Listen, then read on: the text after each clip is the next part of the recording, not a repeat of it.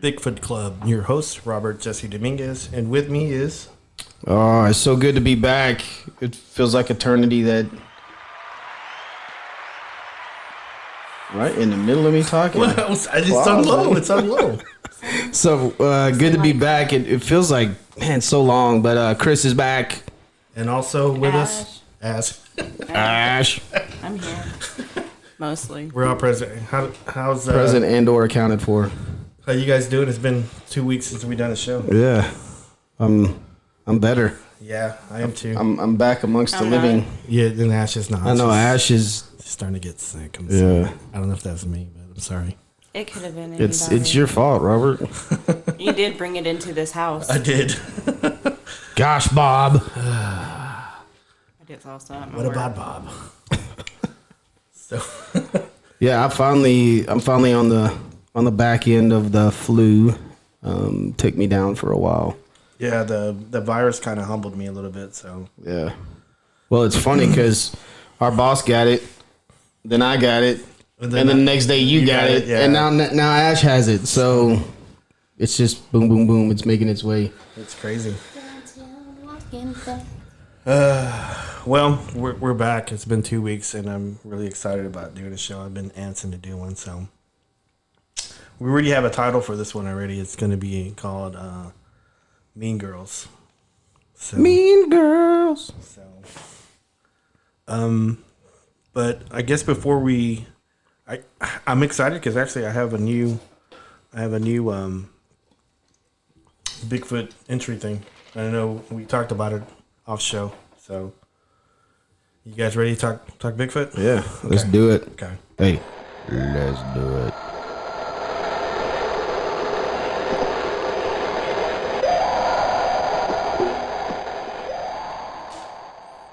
Bigfoot.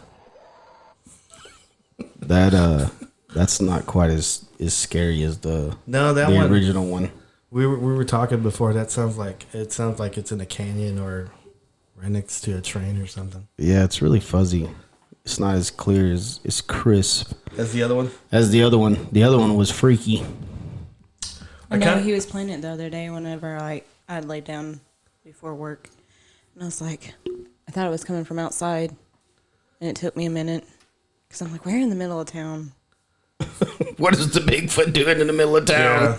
Yeah, I was looking for stuff and I just let the YouTube play, and I normally don't do that. And it was playing, and Ash comes out of the room and goes, What is that? She's looking around. Well, no, that was the other day, too, when it did that. I was hearing voices. It sounded like people were talking outside my window. But same thing. Yeah.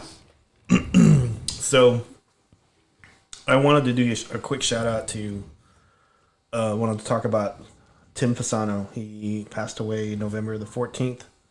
And he's a Bigfoot researcher out of Tampa, Florida. And I know I've talked to you both guys off show about this guy. And he's made like a bunch of YouTube videos up in Florida doing skunk ape stuff. And he's one of those guys that, he's real serious about his stuff, but then he would like do comedy stuff.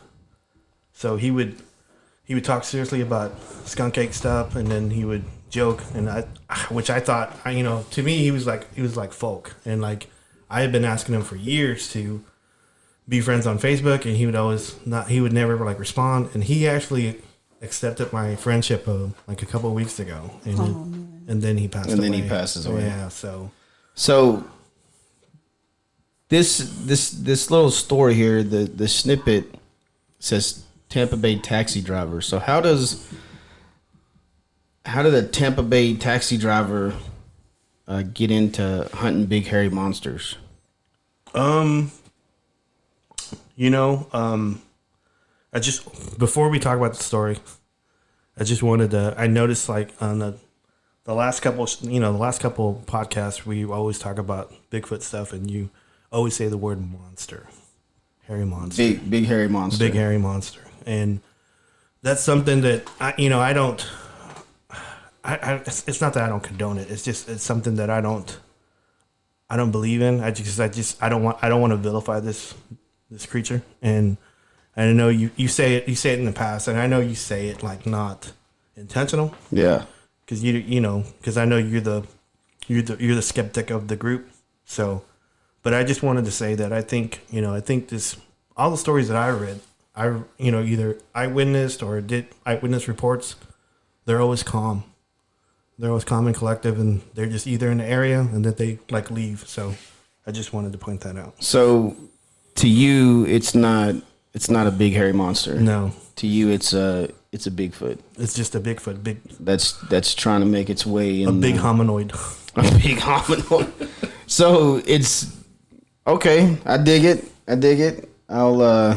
To me, it was, it's a big hairy monster, but I respect that, and I'll make sure I don't call him a big hairy monster anymore. Ash, you got any input on that? Yeah, there are several things that we know what they are now. That, to me, the word monster is kind of something we don't know what it is. It's not classified. It's just something scary and unknown and foreign to us, And I don't know. I want to ask both of you this: when y'all were on y'all's hunt, and you're getting rocks thrown at you, and you're hearing howls and all that stuff, did it feel like a monster, or did it feel just like a Bigfoot? Well, I'll say this first, but again, whenever you describe this, it's to me, it's not a hunt because I'm not trying to kill it, and so I'm there to research and get knowledge and try to get them closer. Just that way I can observe them.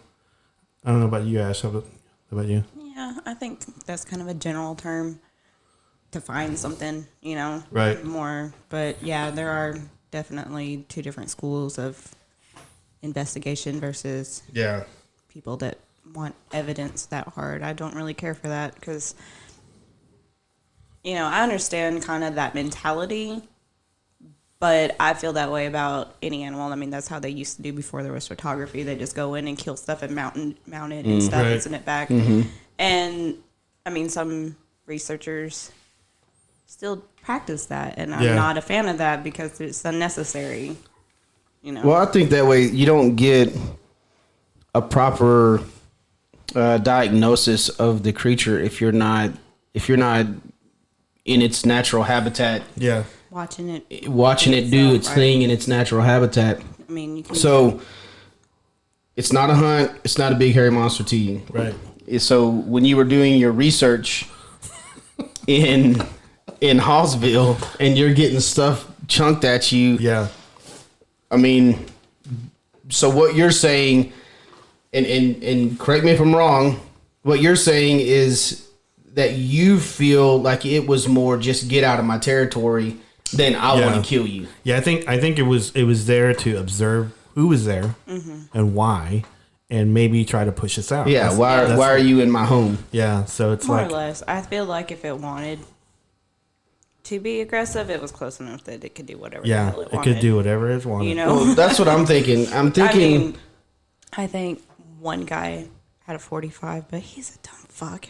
What's he gonna? What's a 45 gonna do? What's that handgun gonna do when this big ass? It's gonna piss it off. Animal is running at you, screaming and throwing shit and grabbing people or whatever.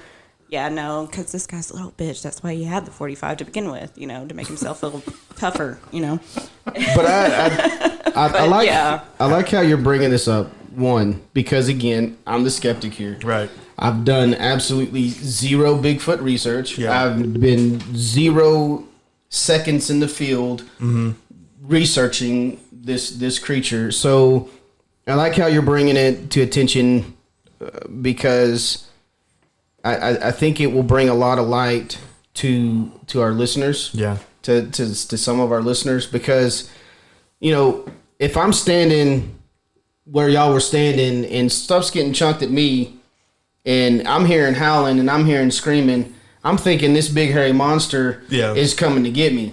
But sitting here talking to people that have actually researched, especially the years and the time and the hours that you've put in, Robert, into the woods, if you're telling me that this is protecting its home, well then I don't see it any different than any other creature out there, because you walk up.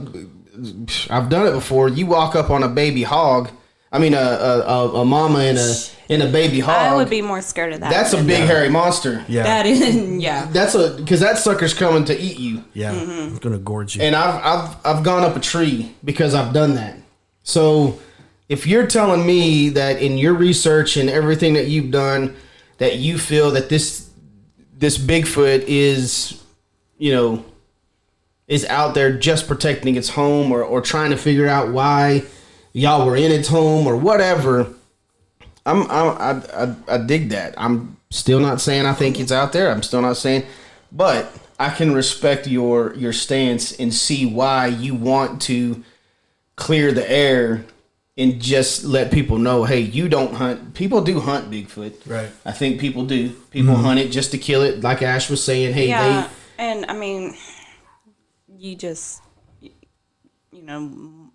certain people come to mind. Yeah. And sometimes names escape me, but it's these people trying to fucking be cool and like badass and GCBFRO. Not to name any names, but wear leather cowboy hats and trench coats and Would these people carry autographed pictures of themselves? No. Oh my god. Probably. I just pictured him dressed in leather. But I'm actually glad you brought that up, though, because you pro kill and you okay? Yeah, I'm just knocking the microphone around with my ladyhood. Yeah, there's two different schools. There's the kill and non-kill. So I was always a part of that, like the non-kill. So I think it carried. I can't remember what episode it was, 1 or 2. But I did mention that I had a Mossberg pump shotgun. Yeah, for a little bit, and then I got rid of it. So I know too that you had mentioned when you go into the woods with Luke that you feel like safer than safe. Yeah. Yeah. And this is the guy that has definitely put in hours upon hours upon hours upon hours of Bigfoot research. And for him to have done so much and for him to not feel, threatened by this, or like I said, hearing you explain it, and I'm glad you brought it, because we'd never talked about that before. We'd never, you never called me on it before. You just kind of let me go and do my thing. Yeah, I was just... And I'm glad you did, because like I could see... Sorry. It's okay. I can see... I can see that if this Bigfoot is real... Yeah. I can see to where it's just trying to protect its environment. Yeah, absolutely. It's just doing as any other wild creature would do if you come up on their habitat. Yeah. I mean, the only time I think we ever carried guns and stuff was in areas, not for it, but for everything else. That well, if I go into the woods, I'm carrying a gun, period. Yeah, that we knew that there was like big cats and hogs and stuff out there. Because I got chased up a tree by a hog. Exactly. I'm more terrified of those than anything else. Snakes. But... I might not shoot a snake, but I'll dang sure blast a hog. I can tell you that. You can get out of the way of a snake pretty quick. So I'm glad you brought that to. Yeah, I know we were talking about Tim Fasano. We just kind of we went off a little bit, but that's okay, because I just wanted to make sure that point was across, and anybody that's listening, I just wanted to make sure that that's the school I came from, the school, and so I kind of. Well, this does say. Tampa Bay taxi driver who hunted Bigfoot for 10 years. Yeah. So do you believe that Tim hunted them, or do you believe that he was researching? I think if you look at any of his videos, I've looked at quite a bit of his videos. He's got this guy's pretty funny. Yeah, he is very funny. He's got like 1,300 videos on YouTube. He had like over 1 million views. So, he was getting paid for it, and I don't recall seeing a gun with him. I'm sure he probably did. But he never flashed it. He's in the Everglades. Yeah, that's understandable. Yeah, because gators. All kinds of snakes out there now that people and non-indigenous animals, monkeys and shit. Because people just are like, oh, I'm gonna get this pet, and it's Let me release it in the wild. He was an interesting character, and I kind of followed him like in a folk kind of way. And I tell you what, there's a lot of Bigfoot people that pass, but this one hurts me pretty good because I wanted to talk to this guy. I really wanted to talk to him. I wanted to send him a Bigfoot Club T-shirt, but he would never respond to me. So, well, if he's as popular, yeah. So, it just takes him a while. Probably was flooded. I mean, because like right now in all the Bigfoot groups, anytime someone posts something about Tim Fasano, because I called him Timbo Slice. I go Timbo Slice, and I put it like really big in caps and stuff, and like everything that he would do, I would always go real. I would post it real, facts. So that's how much to me he was beloved with anybody that's in the Bigfoot groups, and so to hear that his passing on November 14th, he's only 63, man. Yeah, 63. It says 63. Yeah, that kind of hurts a little bit. So I just wanted to touch on that really, really, really quick. So. I wanted to ask you a question about this Tim Fasano guy. Yeah, and it was something that we covered. In another episode, the word Sasquatch. This guy used the word Sasquatch. How do you feel about that? Did you call him a coward? Did you call him a lazy poop coward? I don't recall like some of the videos that I've watched him in that he used the word Sasquatch. I saw 2 videos where he used the word Sasquatch. Did he? Because all the ones I'm being serious with this. All the ones I saw him in, he called it a Florida skunk ape. A Florida skunk ape. Which those are totally different creatures. Right. So, I mean, maybe not totally different, but it's like a different breed. So I might have to search those videos and show you. Okay. So if you see proof of this Tim Fasano using the word Sasquatch, would you call him a lazy poop coward? I'm going to leave it up for debate. Okay. Okay. I got you. So I know we got derailed a little bit, but it's okay. I wanted to talk about the main name of the episode called Mean Girls. So, one of my relatives, Blair Dominguez, she said I could use her name. So I was her like, whole name. Okay. So Blair Charles Dominguez. She because she has the boys, and so I go see the boys all the time. Mm-hmm. And so when I was playing with bats and cards, and she comes up to me. That sounds different since people don't know their names. I was playing with bats and cards. Yeah, he was swinging. He was hitting playing cards with baseball bats. Well, Bats is Sebastian. I call him short for Bats, and Ricardo is cards. So he says Cardo. So Cardo Minguez. Cardo Minguez, yes. So she came up to me and she says, "You and Ash sound like mean girls." And I go, "Okay." And she says, You guys are just mean to anybody else that just doesn't know anything about Bigfoot." And I said, "Did you listen to the whole podcast?" Because I explained it. So it's not that they don't know about. I mean, it's that they act like they know, and they're just pulling stuff out of their butt. You can't sit with us. So God damn it, Gretchen. So, yeah, I mean, I totally agree with you there, because like how I got into it, I guess the way she thinks that I'm a mean girl is because I first got into Bigfoot with TBRC, and I got into it to document. I got into it to help people, and then Luke was a director, and then he was going through some things where he wasn't around as much, and then Craig took over, Craig Woolheater, and I saw where it was going, and I hated it. I hated it because we weren't helping people, and he was trying to project himself as the next big cryptozoology know-it-all, and I hated it. And so, yeah, I guess I kind of got into the thing about, oh, man, I'm just gonna point out stuff that I don't like, because he was doing a lot of stuff I didn't like, and so when I see other Bigfoot researchers like doing stuff, I point it out. I said, that's not cool, or I did that 15 years ago. Yeah, but and fucking people over that were supposed to be his friends and things like that. Just like when I talk shit about my old team members, it's because they deserve it. Yeah.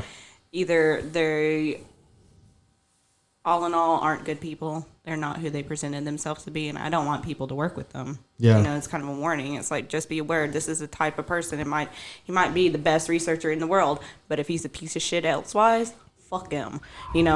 And when it comes down to it, too, one of the biggest things, again, even with the paranormal stuff, is we were trying to help people. Yeah. We weren't trying to get our names out there. We weren't trying to be like, oh, this is evidence. I can't stand a liar. Yeah. I don't claim to have all the answers. I'm not a 100% believer in anything. Right. I mean, I'm in it, but it's because I just want to know what it really is. And it makes me insane when people are dishonest and they have cutthroat tactics in any field just to make themselves step up or whatever, or get attention, or, what have you. I'll tell, hold on.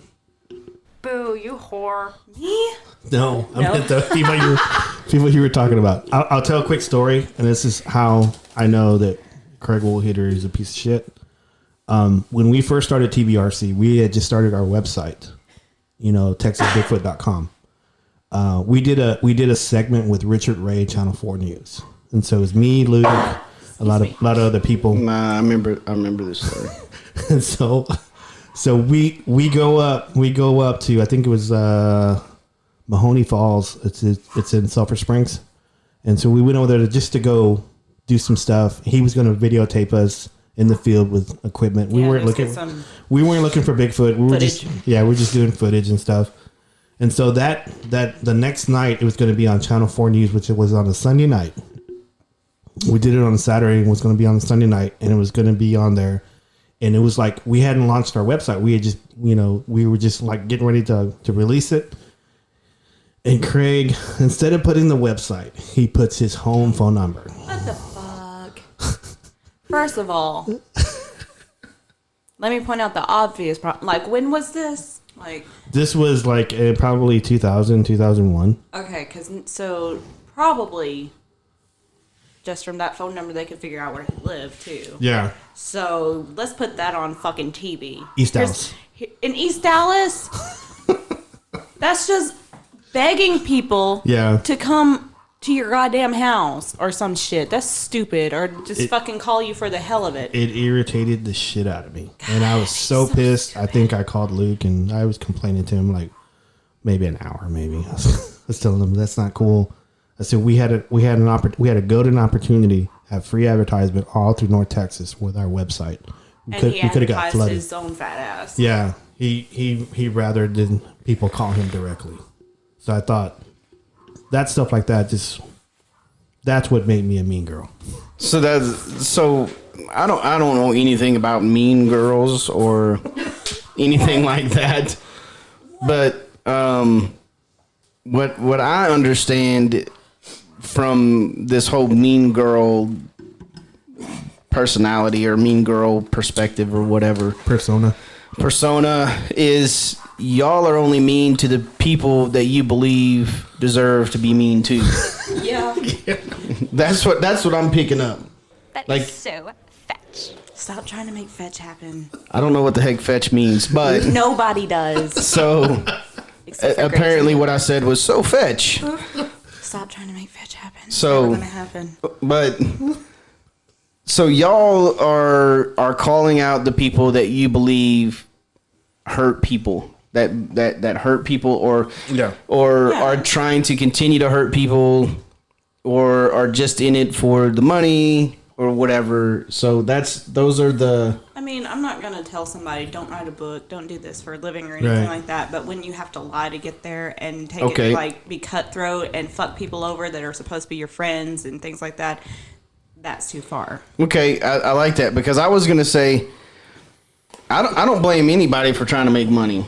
No. And if you can make money off of Bigfoot, by all means, go make money off of Bigfoot. But when you threw in the lying to make the money or screwing over somebody to make the money or tampering evidence or whatever you want to call it to try to make, because I know you've shared a couple of stories, Robert, about people tampering and you couldn't use it because it's non-credible anymore.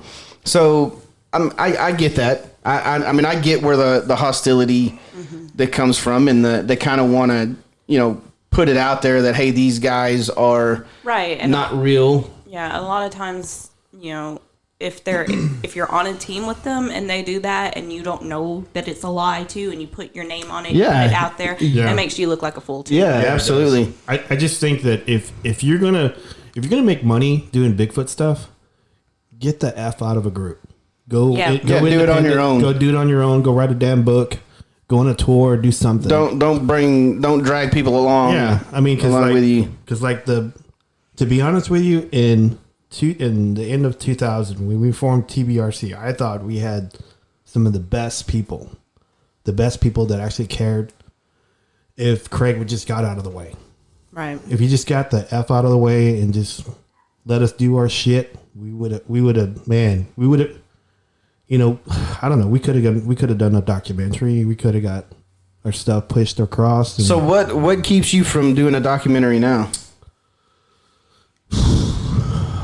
Man, I don't know. I mean, it's like I kind of don't want to do it anymore. I mean, if someone were to reach out to me that needed help, say, "Hey, Robert, I got a Bigfoot coming across my property. I don't know what to do. I'm at my wits' end. I need help." I'd go help them. Figure out a way or see what's out there. I'd do that. But just to do it, to get famous, no.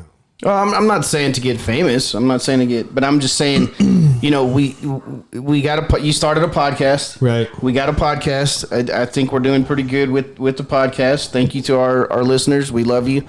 Except for that one guy, you know who you are.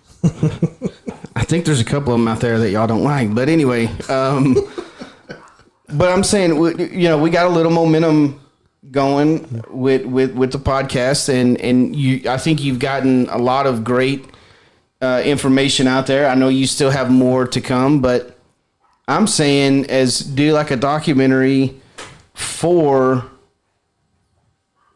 the same reasons why you're doing a podcast. I don't know. It's just like a documentary. That's a good platform, or it's a good what's the word I'm looking for? It's like a good genre to do. Mm-hmm. But it's not my thing. I don't know. Fair enough. I'm not passionate about that. I mean, fair enough. I don't know. It's just it would have to be the right people in the situation. Yeah, if like Todd, whatever. If Todd Partain came back, right? Which I don't think he will, because he's gravely ill. Mm-hmm. And Todd, I love you. Prayers to you. But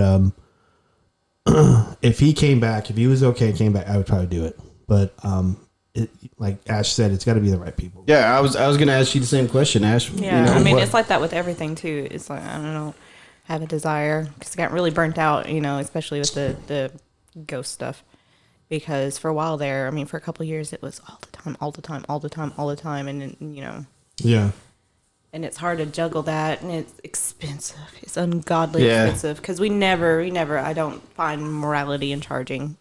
Yeah, some people do. I don't. Mm-hmm. I'm not down with that. Yeah, I'm not either. Again, because that's taking advantage of people in a situation. Because more often than not, some people are just, want to be on TV or whatever, or just think it's interesting and want to do it for fun. But some people are genuinely afraid or want help. Like if you charge for paranormal, and I know we're talking paranormal, but it's really Bigfoot. But if you charge for paranormal and you don't get the entity or the thing out, do you go get a refund? How do you get a refund?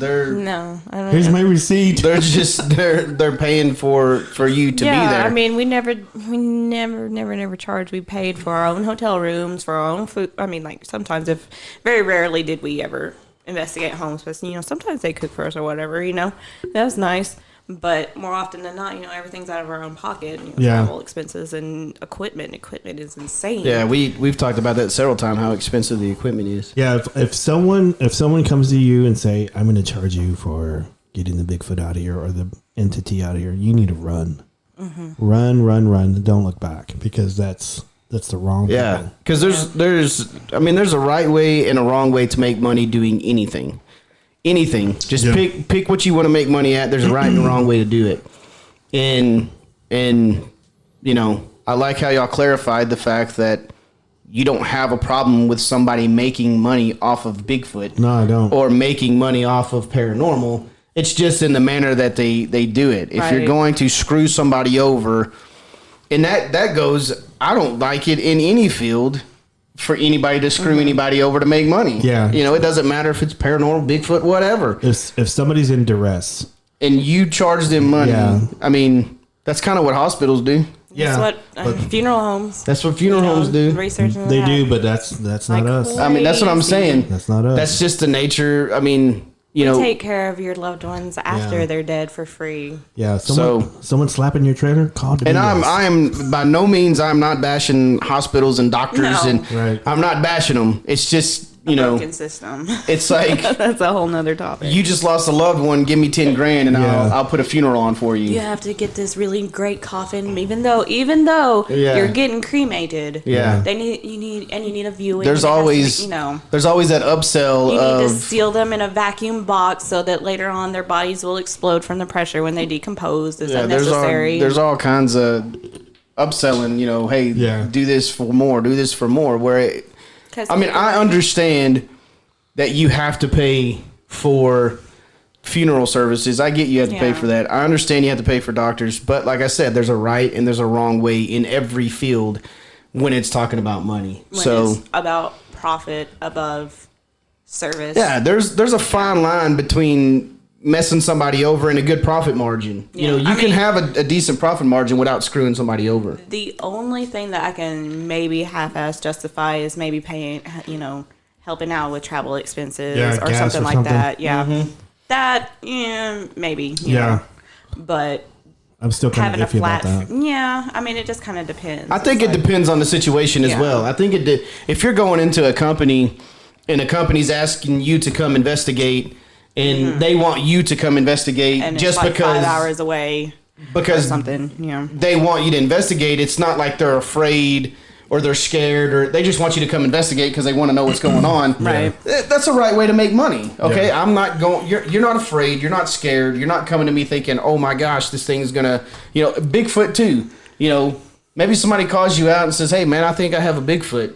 I'm not afraid of it. I'm not scared. I just want you to come out. And they ask you to come out. Yeah. I don't see a problem in charging for that. Yeah. But if somebody calls you and says, I am scared, I'm legitimately freaked out. Yeah. And we've talked about it several times before. If there's children involved, absolutely go there, get the job done.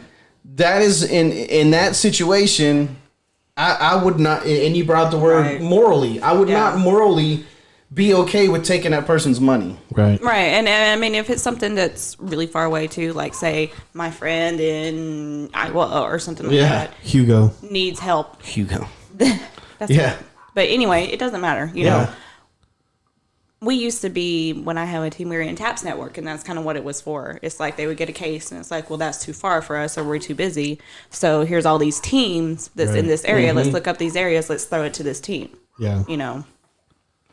And that's more great. logical than being like, hey, you gotta give me $300. Yeah, and that's great if you have those teams to tap into. That's awesome to do that. But again, if it's just for for craps and giggles that we're gonna go investigate this, and it's we gotta drive somewhere. Yeah. Then pay me for it. Yeah. But if somebody's in danger or if somebody's scared, I couldn't take money from those people. There was a lot of businesses that wanted us to investigate it whenever, that really took off back in in 2006 or whatever. We didn't charge them, but we didn't lie to them. We made a lot of not happy people, but it's like, dude, I'm sorry. Again, I know you want tourism. I know you want people to stay in your hotel. Yeah. But you're full of shit. Yeah. Because I think that's what a lot of people, they want that stigma of their company, because that's going to draw people. Absolutely. If they have that, I've had Bigfoot activity around here multiple times, and then you have a group come in and say, and in paranormal too, you have a group come in and say, oh yeah, and they solidify that there's activity going on. Well, then you can say, well, I had let's this. charge $100 Exactly. a head. And let's take you on an investigation. And exactly. Now I can knock the price up $80 a room and say that you have a chance of, you know, yeah. So it's an experience Yeah. now. Yeah, I'm not down with any of that. So I mean, that's just me. But I don't know. Like I was saying before, if you're gonna get famous off it, then leave the damn group. So just leave the group and do it on your own. Unless you want to openly collaborate and give them credit and give them a piece of it. Right. Yeah. That's a good point. That's a if they want it. Right. If they. So I don't know about you, Ash, but I kind of look at us, or kind of look at you and I as the Sports Illustrated of cryptozoology and paranormal. Sports Illustrated. Yeah. we kind of look at researchers and kind of critique them a little bit. That's usually the way I look at it. I don't know about you. Everybody does that though. I don't give a shit. Yeah. So, I mean, you know that there's someone that doesn't fucking know us, doesn't know anything. It's just like, yeah. you know. It doesn't matter if y'all were like the number one Bigfoot researchers and paranormal researchers in the world, like hanging out with us, like John Lithgow. It doesn't, you know. It doesn't matter if y'all are best friends with Justin Timberlake. I mean, you're going to have people. You're gonna have people that look at you like that. Yeah. This is where you stand in anything. You're gonna have people that look at you like, yep. You don't know what you're talking about. There's always a critic. There's always a hater. But always you know haters. What? Either use them for fuel or do it, you know, to be defiant. But you know, I've used this example for friends of mine that are creative, that are trying to keep their audience and stuff. And it's like, you know, well, these people, it's not really my core, but I want to attract new people, and I'm like, fuck them. You know what? Fuck them. Run them hard, hard Fuck their opinion. Whatever. Do what you're doing. And the people that appreciate it will come around. Yeah. And I think that people... Fetch. Sorry. Gretchen. Stop trying to make fetch happen. So... And the people that appreciate it, and the people... And here's the people that might not agree, that are level-headed enough to disagree with somebody and still have a relationship with them. They're gonna pass it on, and they're gonna right. You know, say, hey, go listen to this. This is so it's gonna happen the way it's gonna happen, right? And so to try to manipulate it, I guess, to try to manipulate that process. You'll find your audience or your tribe or whatever you want to call it. Yeah. And like I said, I love our listeners. I probably don't know, except for that one guy. Except for that one guy. I don't know half of who you are. I know the ones that I know, but the ones that I don't know, I still love y'all. You know. I need to do a shout out to Skylar Wright. Yeah, at work. He's the nicest guy in the whole world. The nicest guy in the whole world. He's like so cool. I mean, it's like he was okay. Robert was fighting over this guy's poster at work. Where are you gonna break? You can hang it in our home. Yeah, he was fighting over this poster. And he was like Alyssa Perez took it. Yeah, and I said no, and she stuck it in the window. Yeah, so Skylar Wright is probably he's either the first or the second person to listen to our podcast. Yeah, no, he was one of the originals. Yeah, so he OG all the way back to a month ago. Yeah, or almost 2 months. Almost 2 months now. Yeah. He came up to me and he says, "Hey, bro, I love the podcast. I need more wrestling." More wrestling. I remember that. More wrestling. So I think the next episode we gave him more wrestling. Yeah, we did. So we did like 45 minutes of wrestling. So. Yeah, but yeah, he's a good dude, man. I've only met him like twice, and I know y'all were heartbroken whenever he moved. Yeah, he moved to Austin, and I know that he can come visit us. I don't mean. Yeah, when we were demoing, we have room. You took his poster off the wall, and you were fighting Alyssa over it. She won, by the way. Did you like physically fight her? Was it like that? No, it was more like you should. No, he's mine.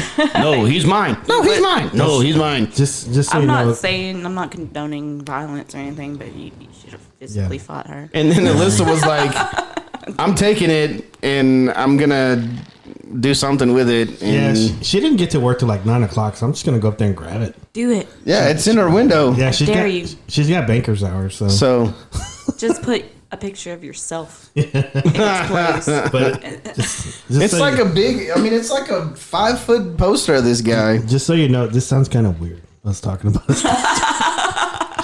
Sorry, Skylar. Sorry, You you got like a whole segment, bro. Listen, Robert loves you. Yeah, he wants loves to you hang enough. you with our family Yeah. photos. Skylar, right? So he's fighting over your He's good peeps. poster. So he's probably blushing whenever he listens to this. Aw, it's Skylar. Apparently, like I said, I've only met him a couple times, but apparently he's like the nicest guy in He the is world. the nice. If you to grab him and throw him up in the air, it'd be sunshine. Oh my God. That's how nice this guy is.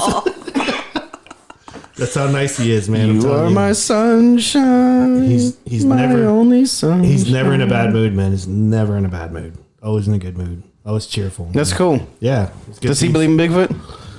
I don't know. I think he said he finds it interesting. We should have him as a guest. Yeah, we should. The nicest Call him. guy in the world. Yeah. So You should call him Sunshine. no, I call him Sky's the limit. Sky's the limit. That's what I call him because his name's Skylar. I'm surprised you don't call him Skywalker. Yeah. That would Hey, that I would be watched too on the I nose. watched Empire Strikes Back. Did you? I did. Oh my God. What'd you think of it? I thought it was all right. It's You put it top 5 in like all time movies, and that's cool. I mean, I enjoyed it. Yeah. I still think Luke Skywalker is a big wine bag. He is though. He is a crybaby, man. If you think he's bad, wait until you watch the prequels and see his dad. Yeah. Okay, so I haven't gotten there yet. I've only watched to Darth everybody Vader. that's Okay, it's Darth Vader as a teenager. oh, okay, yeah. I haven't got there. But Oh, for, oops, spoiler. for everybody, I knew that Darth was his dad. Obviously, he says that in Empire Strikes Back, and I knew that Anakin is Darth Vader. I knew all that. Yeah. But to everybody that's listening, it took me 38 years to watch one episode of the Star Wars. The Star Wars. Impressive. Most impressive. You know, when that happened in the movie, I was like, man, we have that as a That's familiar. soundtrack on our thing, on our podcast. So it took me this long, and I'm watching it now for my kids because my kids have wanted me to watch it with them. And I've always said, That's so sweet. oh, so sweet. No, I haven't watched it this long. It's kind of like a thing. But I watched the it. same thing with Sopranos. I watched it this year for the first time because one of my friends, it was his favorite show, and I was like, fuck your show. For almost 20 years. Yeah. So I watched New Hope, which I liked New Hope more than I liked Empire Strikes Back. Just me. But I did like Empire Strikes Back. Yeah. I The Empire wins. That's why I like it. I liked it. Well, I mean they don't. I mean I guess they do win, but Yeah.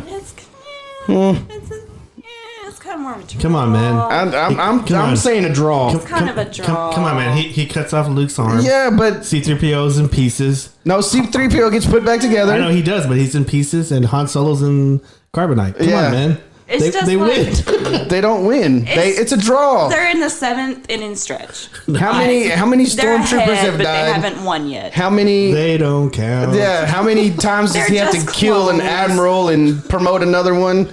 Come on now. You will not fail me again. And he And kills then him. He does. I should And then he just- kills a captain. So it's a draw, man. Yeah, I like the 7th inning. They're in the 7th inning. It's a 7th inning stretch, and they might be up a run. Yeah. I should be happy you're just watching it, so.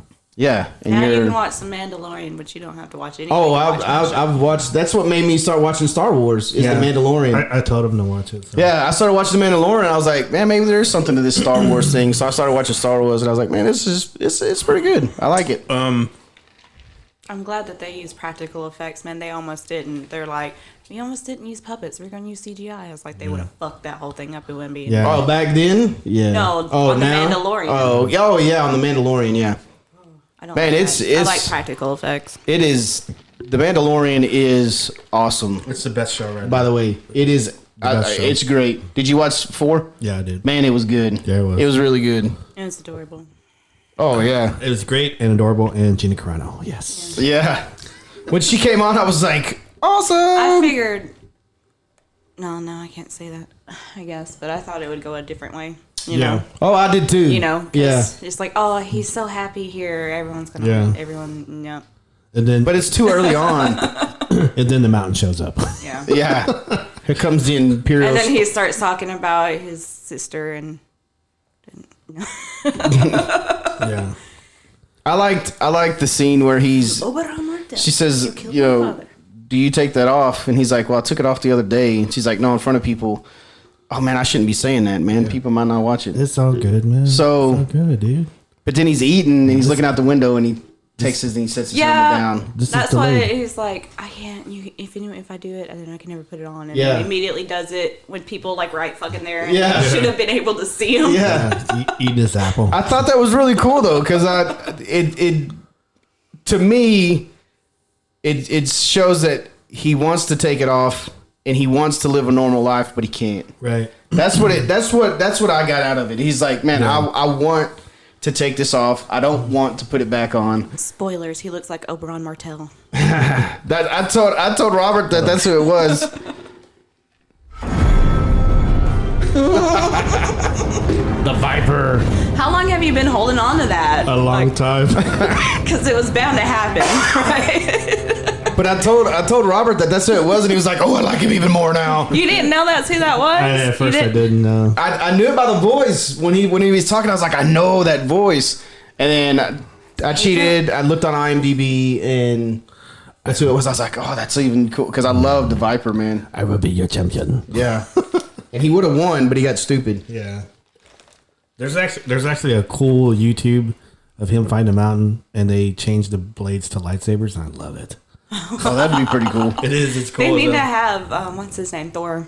I don't remember. I can't pronounce his last name if I tried, but they should have him on there. Yeah, Because they've had a whole bunch of like little small cameos all throughout the show can't. already. I can't. Yeah, it's like half Thor or something like that. Whatever his name is. Yeah. Thor.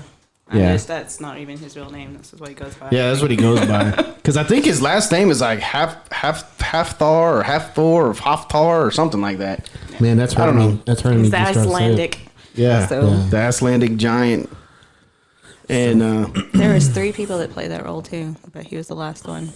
Bet you didn't even pay attention to know that. Yeah. yeah, well, he had a helmet on the whole time. So Well, yeah, later on, but like when, when he was with the Lannisters, it was a different guy. And then the first season, it was a different guy. I didn't know Yeah. that. He's the coolest one. Yeah, well, He also he dresses up like the Incredible Hulk for kids' birthday parties. That's really cool. So Hey, I know I wanted to talk about a video really quick that's going around on the Facebook right now. yeah, we kind of totally way got We off started topic talking about there. Star Wars and Star Game of Wars, Thrones. Mandalorian, Game of Thrones. Hey, I'm okay. whatever. We Yeah. have. We just you know. we just took it to a whole Let it nother. ride.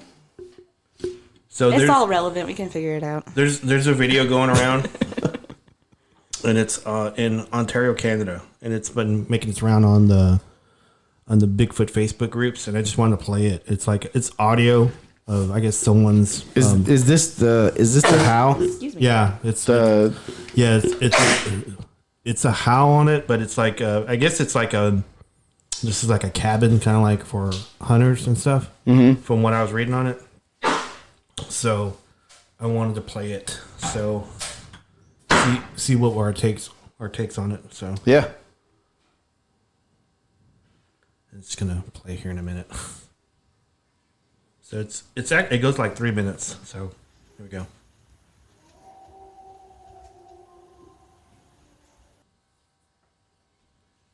What happened? I don't know. It stopped playing. Hold on. There it goes. Sorry. Technical difficulties. There's like a baby on it too. So Yeah, I remember the baby.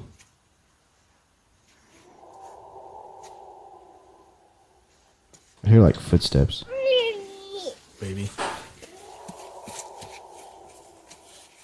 Is there somebody walking? Yeah. I think it's the baby.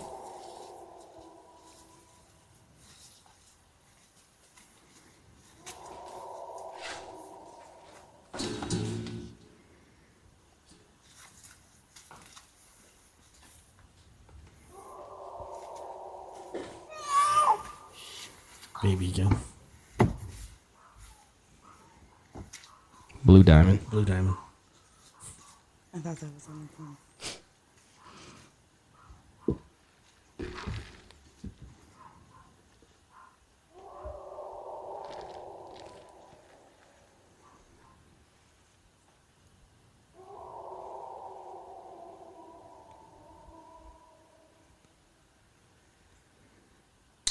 Sounds mysterious. It's definitely creepy. It is. Because I can tell you, if I was in the woods, you know what I'd be doing? What would I be doing? You'd be running. I'd be running.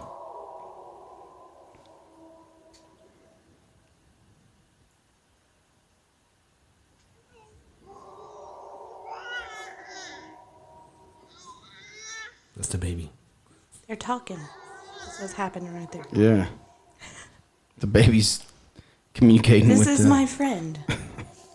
He's not here to hurt us. So the video's from Stargel Black Star. And it's I'm just gonna stop it real quick there. It's based in Ontario, Canada. It's getting a lot of play on Facebook. Liberty. Sorry. Unsolicited ad. Okay. That was an ad. We're not sponsored by them, so we're not sponsored by anybody. No. So just wanted to get you guys. Where at in Ontario is it? I gotta look it up because I don't want to play that ad again. Right. But what's y'all's guys' take on it? To me, like I said, it's creepy. It's very, very eerie. But it sounds like whatever is making this noise. To me, it sounds like it's hurting. Yeah. It's like emotionally.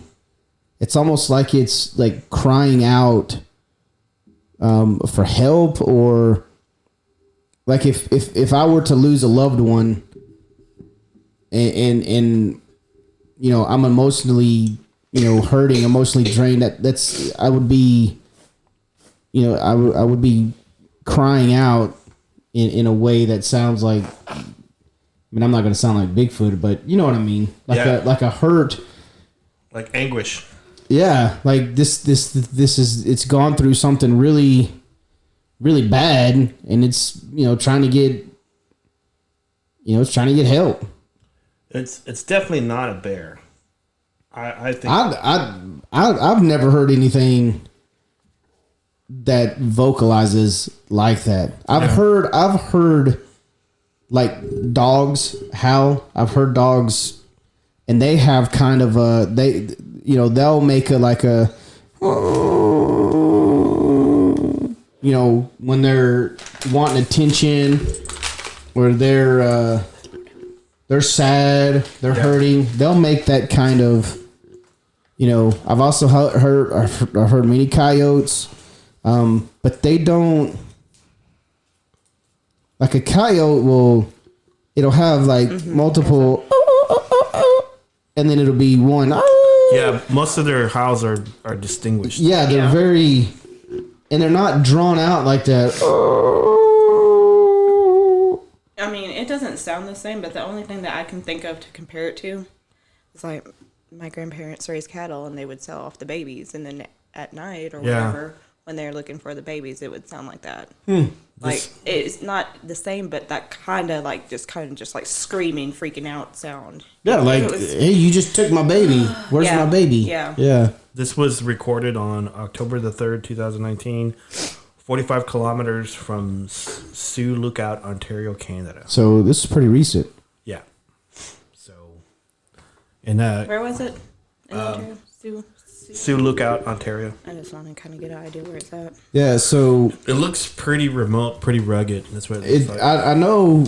I've seen the video, and they're like on a creek bed. These people, are they on a creek bed, or they're like in a kind of open area? I can't tell if it's like a front, like it looks like a front of a cabin. Like okay. A front area, and then there's like a tree line, and then you can see like mountains. Yeah. Stuff, so it's pretty remote. Yeah. Area, and it's pretty dense forest, if I remember. Yeah, it's mostly, I think, according to this map, it's in the Ojibwe territory area, and like I guess a few national parks.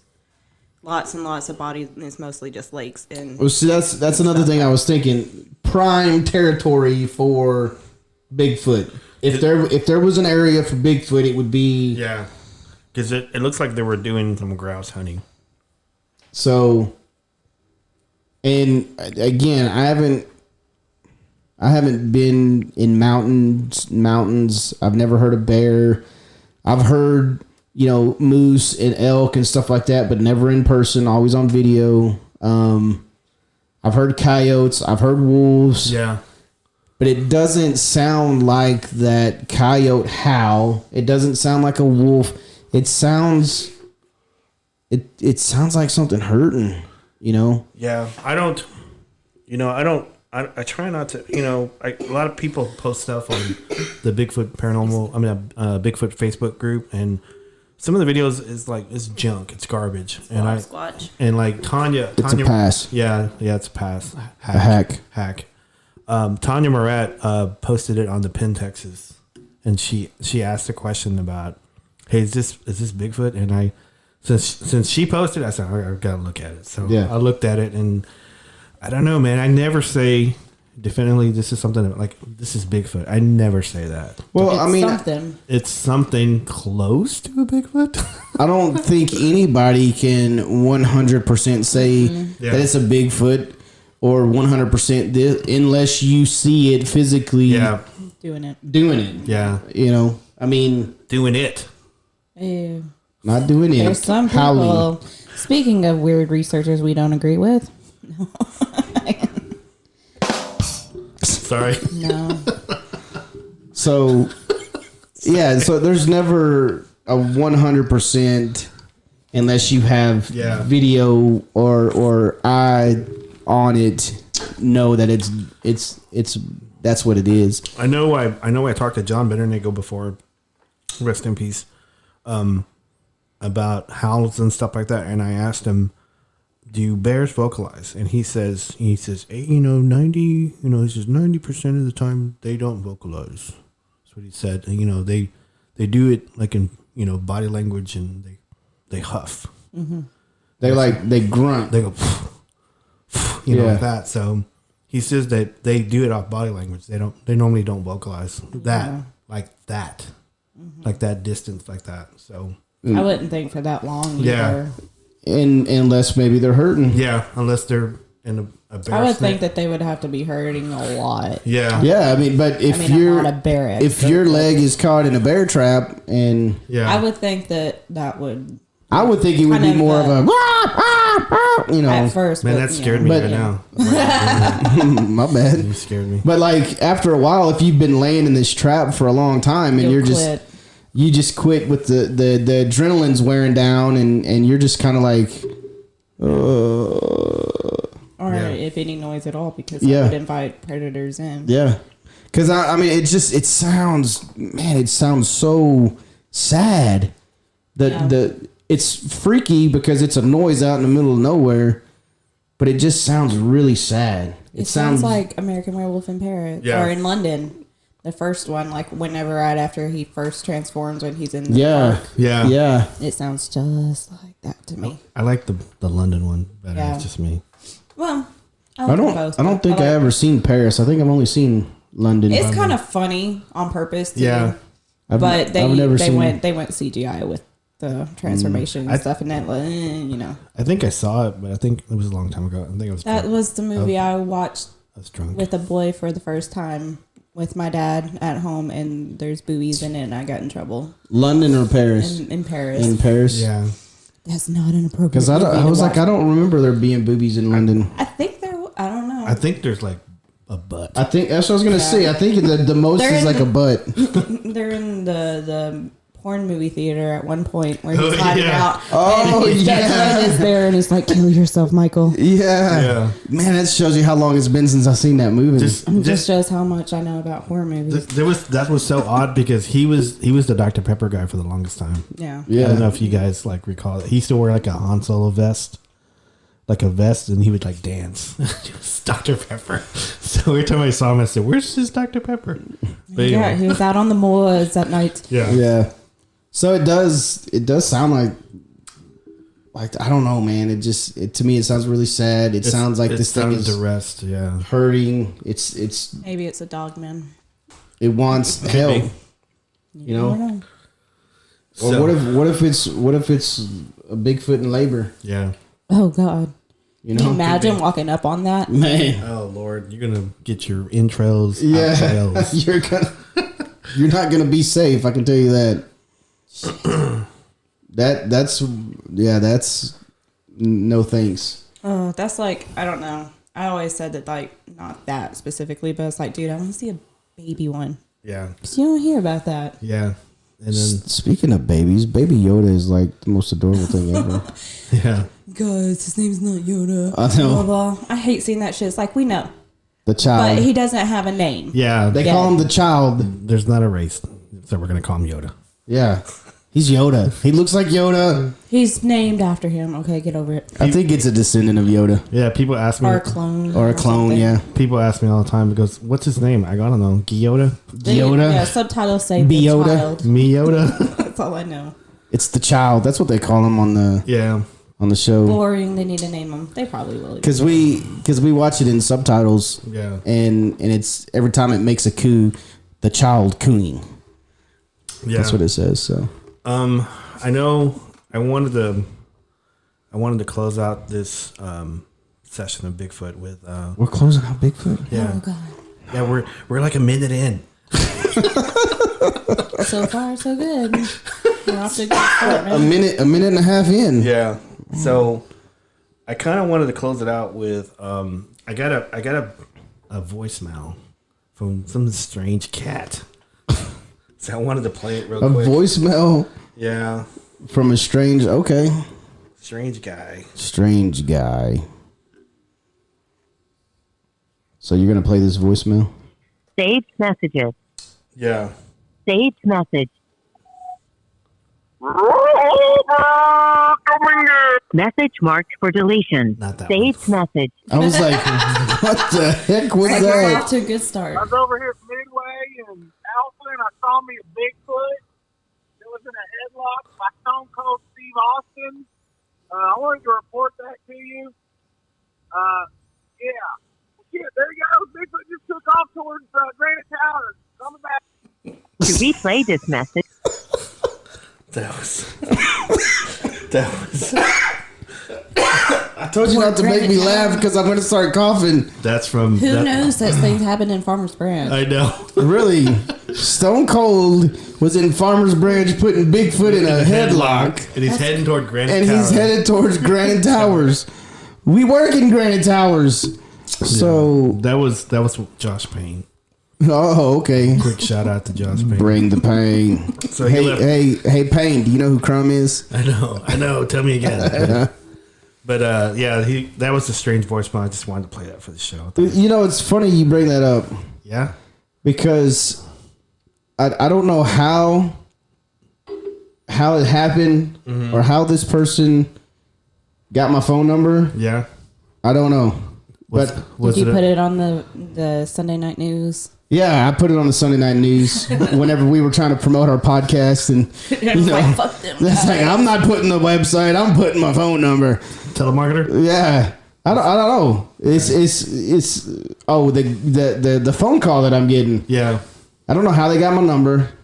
I don't know, but I've had this crazy guy calling me, talking about how he is a Bigfoot expert. And he knows like everything there is to know about Bigfoot. And you don't know this guy at all? I don't know this guy at all. I don't know where he comes from. I don't know anything other than he's left me a voicemail, and like a moron, I deleted it. Right. And I feel like an idiot for deleting it. But you didn't put it on Twitter or nothing? I didn't put my phone number is not out there for anybody. So he got it somehow. He got it somehow. And well, one, he had to have done some research and tracked us down. He must, he listens to us, obviously. Yeah. But He's a fan. I'm happy he's a fan. Fanboy. But he wants to come in and talk to us about Bigfoot because he's supposed to be this Bigfoot expert, and he's been in the woods, and he's logged his hours. And So you haven't talked to him per se. He's just left. no, I have not. I have not actually had a conversation with him. Did he leave his name? He left his name. What's his name? He says his name is Shotgun Willie. Shotgun Willie. Yeah, Sounds like a song. sounds like a country song. Did that just So- bring it Is that him? Is that Shotgun Willie? Did he get your number too? Yeah. So, I was gonna bring him up eventually, but I mean, I felt it was a good time to bring him up since we got that goofy voicemail from Bring the Pain. Josh Pena? But yeah, Well, keep us tuned. But yeah, I'm definitely gonna reach out to him. Like I said, we've been working crazy hours. I've been sick, Right. and I haven't wanted to talk to anybody, so I haven't reached out to him. But I'll definitely reach out to him and see. One, I want to know how he got my number. Yeah. This guy's stalking me, and That's kind of it's odd. kind of weird. I didn't start a podcast for stalkers, but Yeah. Hey, there's websites out there you can find everything about him. yeah, If you pay like it is scary. But I think he just wants to. I think he just wants to be a part of. Be friends. He just says he's a Bigfoot expert, He and wants to sit with us. he said he wants to be on the show. He did say that. He said I'd like to share what knowledge I have. And man, I can tell you this. Sometimes he's hard. He's very hard to understand. Yeah. He just he. Yeah, does he know he can only wear jeans once a week? Yeah. And he can't wear sweatpants. I don't know if he wears jeans at all. I don't know, but he said he wanted to come on the show, and I wasn't going to talk about him until I actually Talk talked to him. But I mean, he brought up a crazy. Yeah, we don't let any Yahoo on this show. Yeah. gotta Well, I don't know. I'm on this show. So. Maybe a Yowie. Go Aussie. Maybe a Wookiee. Yowie wowie. A Yowie. So, but yeah, it's crazy that you got a crazy voicemail, and Shotgun Willie Shotgun Willie. is what he said his name was. I think that sounds painful. Yeah. it does. It's. That sounds well, like a from- condition that you I mean, got the old Shotgun Willie. So, who calls and says this is Shotgun Willie? yeah, that guy apparently. this crazy Looney Tune that's trying to get a hold of me. But from what we talked about earlier about the hunting and it sounds more like he's not into research. It sounds like he's more into Going out to shotgunning. So Yeah. but he said like he's beers or he said he's logged many hours. That sounds like a long voicemail. It wasn't very long voicemail. it I'm was just two-parter. Or multiple voicemails. it was two. He sent me two voicemails. Yeah. And Well, keep So, us tuned. Keep us yeah. tuned on it. So I'm gonna reach out to him and talk to him and see Yeah. what this Yahoo is about. do it from a distance. Yeah. So He's stalking me, man. We got our first stalker, guys. There is someone So- walking behind you. okay. Hey, we got her to sing. Yeah. And hey, Turn around. It's the first time she Who could sang. it be?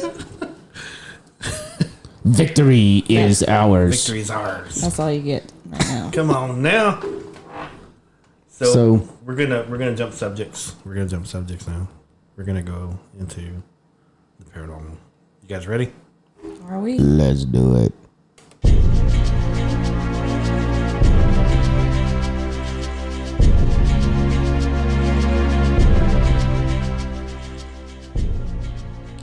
The paranormal.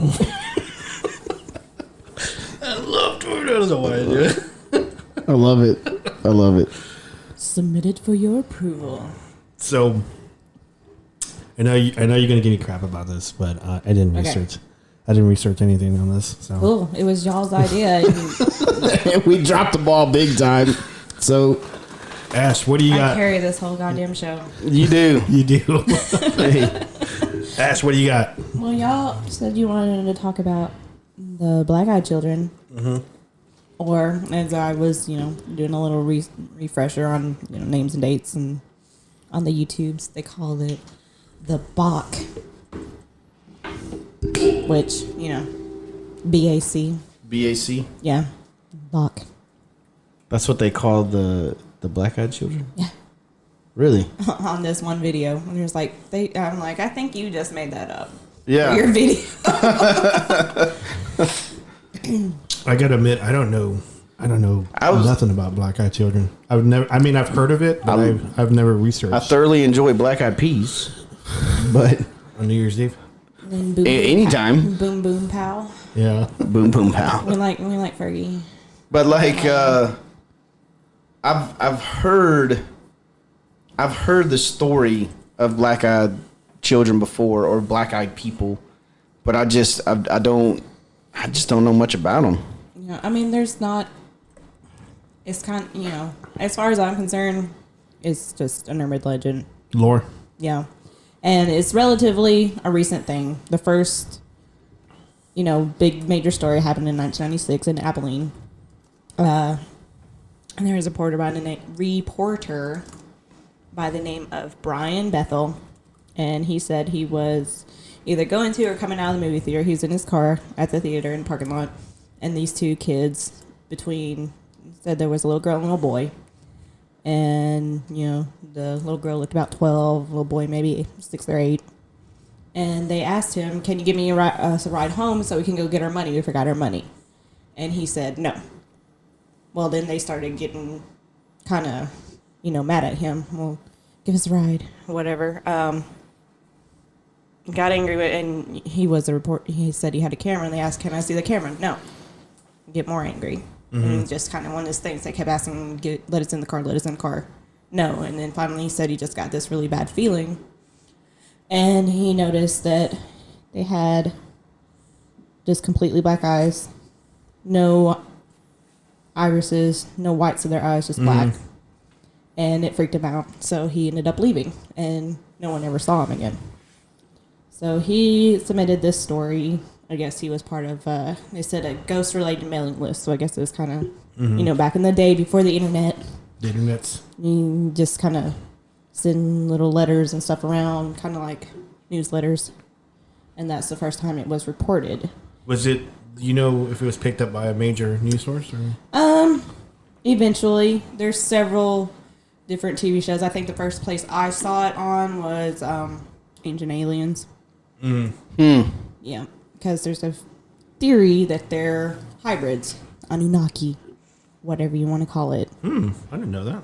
Yeah, or, but the stories basically are kind of the same to that. There was one that I heard that a man was camping, and same thing, a boy and a girl.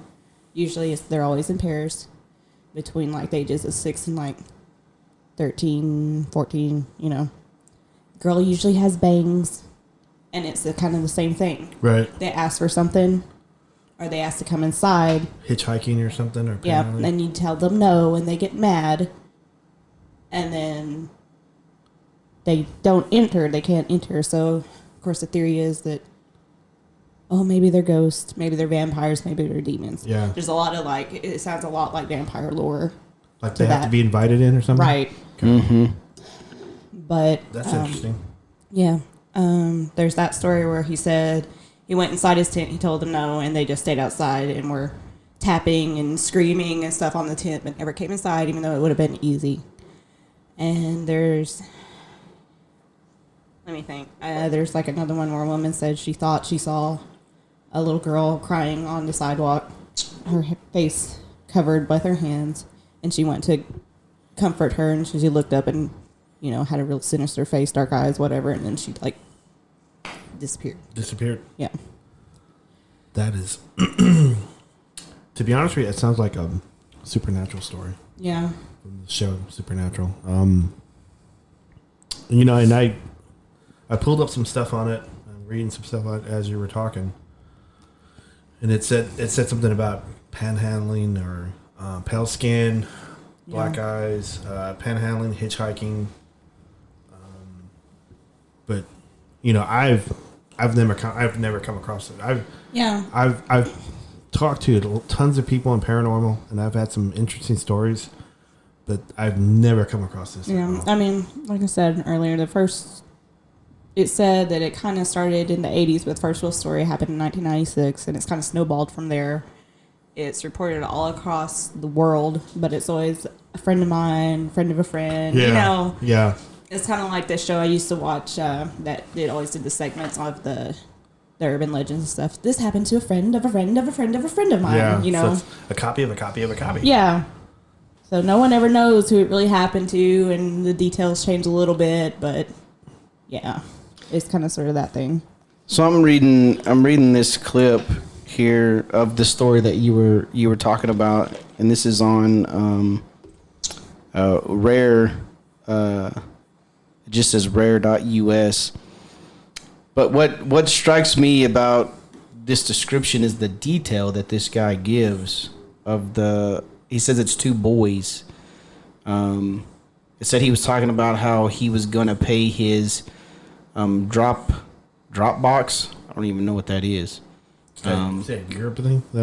And he was using the light from the theater to write his checkout while he was sitting in his car, and two boys pulled up, and man, he gives pretty good detail of these two boys. Was that Europe or something? He said, I don't know, man. But he says, boy number one was slightly taller than his companion, wearing a pullover hooded shirt with a sort of gray checkered pattern and jeans. I couldn't see his shoes. His skin was olive colored and had curly, medium length brown hair. He exuded an air, exuded an air of quiet confidence. And then he said, boy number two had pale skin with a trace of freckles. His primary characteristics seemed to be looking around nervously. He was dressed in a similar manner to his companion, but his pullover was a light green color. His hair was sort of pale orange. They didn't appear to be related, at least directly. Go ahead. Well, I was gonna say that description's kind of, it's really different from what most people describe, but again, it seems like most of what people describe is just the kids from Village of the Damned, more or less. Yeah. You know? Children of the Corn. Yeah. That kind of thing. Yeah. You know? But there's another thing that I left out. I forgot that they often say that they repeat themselves, like say the same thing over and over. That kind of goes in hand with, I saw that was kind of a thing that they talked about, like saying that maybe they're aliens or robots or something, that they're programmed. Did they say anything about MK Ultra? Anything about that? Not from this, no. Okay. But they did. I mean, it's possible they said something that possibly it is an experimentation and they're snatching people and things like that. But another thing that they noted is that usually their clothing is not of the period that we're in, which kind of, like they just seem out of place. Huh. Yeah, this is definitely clothing of this time period. Because, I mean, a lot of kids wear this in this particular story. But the pictures, all the pictures that I see of them are like, they are period pictures. They're more like, I mean, I don't know what time period, but you definitely don't see kids dressed like these kids in these pictures. It looks like, it almost looks like a promo for a movie or something. Right. Like some kind of mind controlling movie. Like, I mean, this little boy's in knickers and high socks with a bow tie and Knickers. a button down. Knickerbockers. Yeah, that's what those are. Those are knickers. Look. Yeah. But I mean, they're probably more so artist interpretation. Yeah. And then the girls Look, are in There's Macaulay Culkin as one. in dresses. This seems like, definitely an urban legend. Yeah. And I mean, this story that this guy gives, I mean, it's kind of, I mean, he gives great detail. I mean, he goes into, I mean, them talking about they want to see the new Mortal Kombat movie and they don't have their money.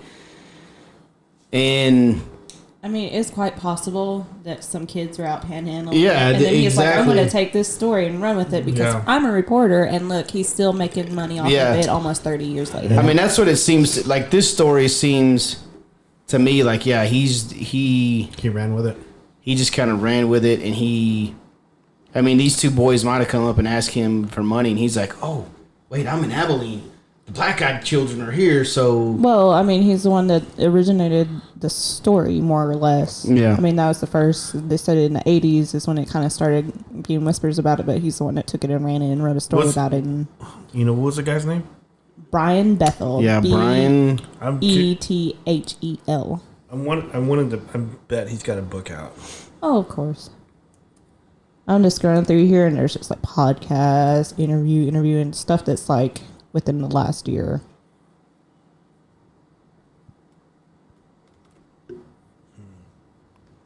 Yeah, he goes in and he's talking about them. It says he found himself unlocking the door without realizing, as if instructed by the child to do so. After catching his hands, he looks back at the kids with a fresh perspective. That's when he realized that the kids' eyes were solid black. That sounds like some kind of, like you said, urban legend or lore. Or Yeah. something. Yeah, people. Something you can't prove. Imagination's running away with them. It's conjecture. They can't prove it, but Yeah, and it says since Brian Bethel, it says it's grown. They reached an all-time high in 2013 when they made the news thanks to a weekly strange video submitted to MSN. Videos uploaded giving an alleged look at them. It was, however, quickly discredited, which only increased the mystery and curiously shrouding the mystery children. Yeah, it looks like he's probably leaning more on the alien aspect because first thing I find with just his name is a podcast called Somewhere in the Skies, which not. I mean, that's kind of the medium that is running pretty good these days. But yeah, it sounds like to me that he was like he ran with the story and probably tried to get famous off of it, and I don't know. That's just I don't know. Yeah. I mean, I like to give people the benefit of the doubt. I wasn't there. I don't know the guy or anything like that, but it just doesn't have a lot of weight to me. pass. Yeah. Okay, so I was scrolling through this story and I rolled up on a really weird story that is, what the heck? It doesn't have anything to do with paranormal or anything like that, but it's weird. It's this woman is trying to convince the internet that butthole tanning is cool. Oh, yeah. I've seen that too, showing your...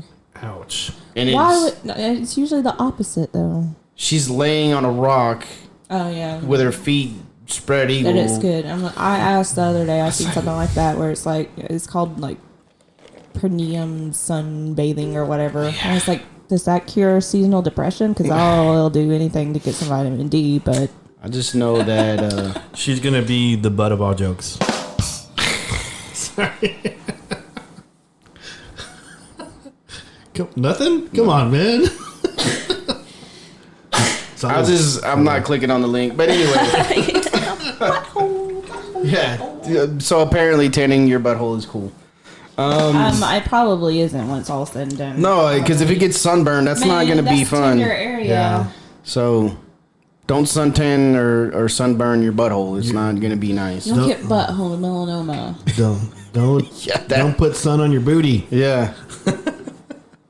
That's strange. Mind your N's and P's. Mind your N's and P's. Sorry. That's your A's and B's. And C's, depending. Yeah, I mean, she was on that rock, and she's tanning more than her butthole. I can tell you that. It was her B. Yeah, but anyway, back to these black-eyed children. I know I wanted to these black-eyed children, these reports and stuff like this. It's different than what I was wanting. I was gonna want to kind of talk about like residual hauntings and like what residual hauntings are. Yeah, we can do that another show. Yeah, I don't have to research for that. We're a minute and 24 seconds in. we gotta squeeze in some AEW. Okay, but I guess for another show we'll talk about residuals. Residuals. And I promise I'll do homework on this one. But do we really have to? I mean, I don't feel I have to. I don't know. I don't know if I have to do a lot of research on it. You're awesome. I have to lean on you. I've already done my research for fun for no reason. So. Yeah. I have to. But this black-eyed kid story,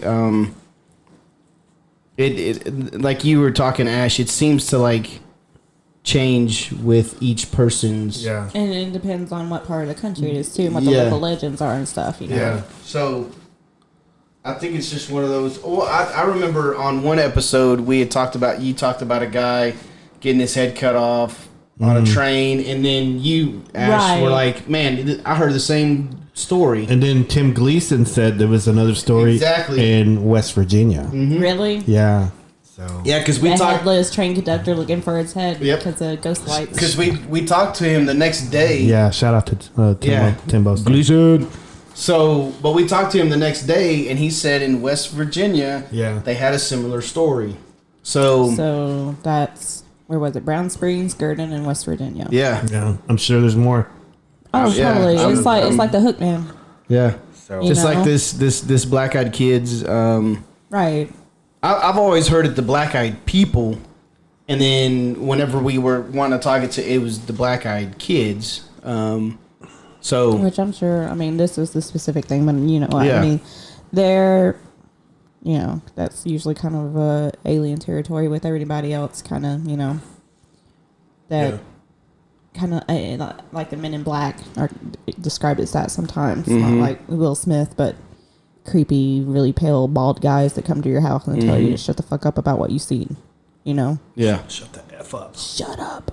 You see nothing. And they don't look like real people, like either something in disguise or something made or robot or, you know, they're creepy.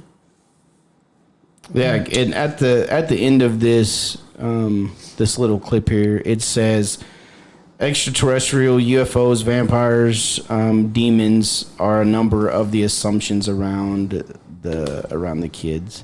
So, yeah, I mean, again, I'd have to see it to believe it. And I liked it's way towards the beginning of this show, Ash made a comment that she's like, I don't 100% believe in anything. I liked that comment. Yeah. No, I mean, I think you're a fool if you do when it comes to anything, be it this or anything. I think rigid view on it's arrogant because you're shutting yourself down to learn new things. You got blinders on. And things constantly change, you know. That's why there's a new science edition every year. Exactly. And like textbooks. I mean, I just think like textbooks. I mean, every year there's a new edition to, maybe not every year, but like every 2 to 3 years there's a new edition because it's evolving, things are changing, and they got to constantly, we thought this 2 years ago, but it's really this, you know. And again, we can go back to making money. This guy is making money off of this story, and it just continues to grow and grow and grow and grow and grow. His name is out there. He's always going to be the one known. Yeah. Here's our Men in Black picture I was talking about. Oh, yeah. Guys. Oh, that's creepy. Yeah. I think that was in Point Pleasant where Mothman was. Oh, okay, yeah. After that. Mm-hmm. What's the author's name? Keel? For Mothman? I think it's Keel. But anyway. I don't know. I knew a R.I.P. a guy by the name of Rick Moran who said he investigated it, and that's the first place I met Michelle was when he was talking. He was a reporter also, but he worked Amityville and Mothman. Wow. I don't know if some of the things that he said happened to him actually happened to him, but you know. I know I got to get this laptop off of this picture of these kids because it's freaky. I'm sitting there looking at the screen. I'm like, man, them kids are freaky. Yeah. Be in your dreams. Yeah. You guys ready to jump subjects? Let's do it. Man, you sound like Luther Vandross when we did that. Oh, yeah? Luther! Let's go with Funky Cold Medina. Funky Cold Medina. Okay, we're jumping subjects. Here we go.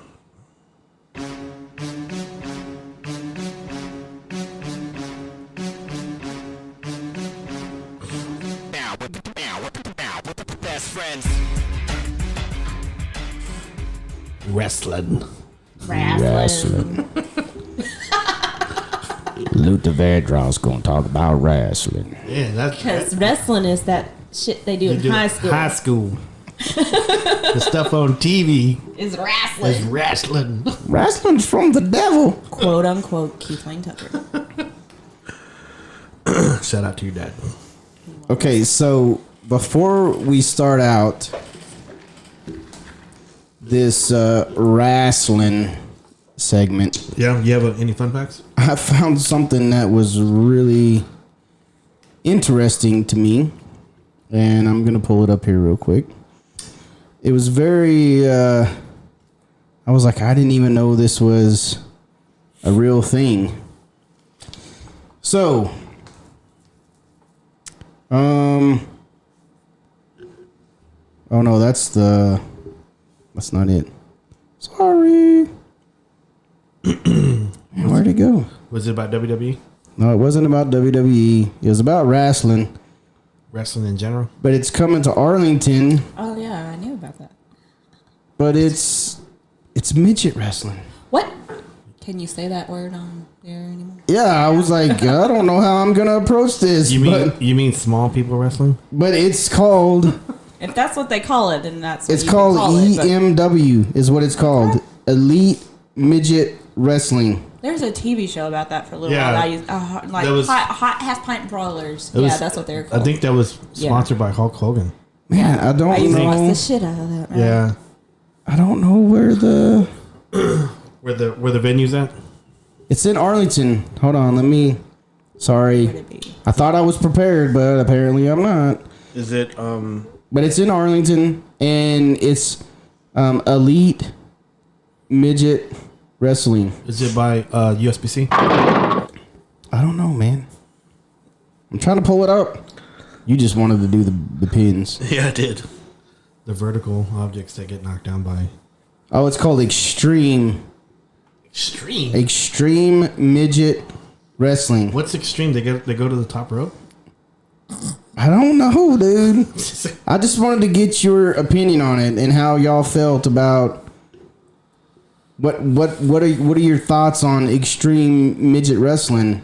Because I didn't even know it was a thing. And Yeah.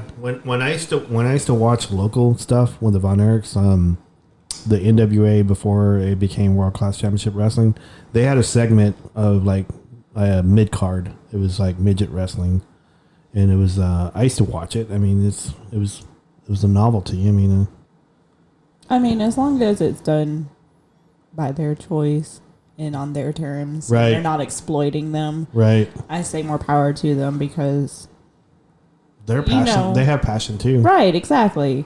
And, it brings to mind there's a lot of actors out there Yeah, that miss opportunities or get shitty fucking roles. because they're like- small. Oh, you get to be a leprechaun Right. all the time instead of actually, and there's good actors, like yeah, that very, very good actors that just happen to be short statured, Yeah, one of the his name is just escaping you. escaping my mind right now. But he played Tyrion on Game of Thrones. I can't think of his name. I can't think of his name. His name's slipping my mind right now.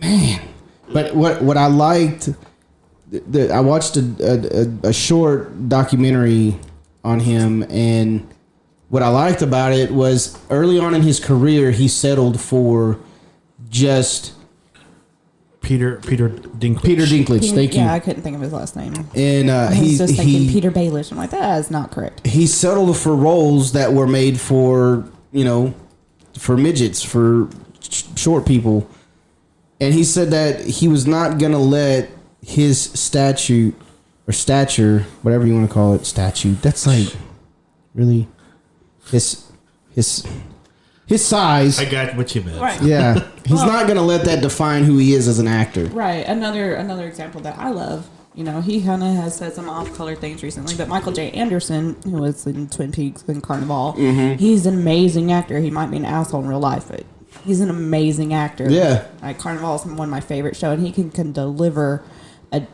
monologue like a motherfucker and deserves more credit than he gets, I think. And that's Peter Dinklage. Peter Dinklage is a great actor. He found a really good role. And that's and it kind of, yeah. Yeah, that's what he said. He was like, I wasn't going to let my size define who I am as an actor. But when Game of Thrones came to him and said, hey, we want you to play this role, he was like, I'm going to kill it. And he killed it. I mean, he is probably the most publicized trending character on that show. Yeah, the most popular. Yeah, most popular. There you go. Yeah. Most popular character on that show. And one of, if not the most. Yeah. So my immediate reaction was, and this is how I feel whenever I see anybody being made fun of or picked on, is like, this is a joke. Yeah. You know, this is just a joke.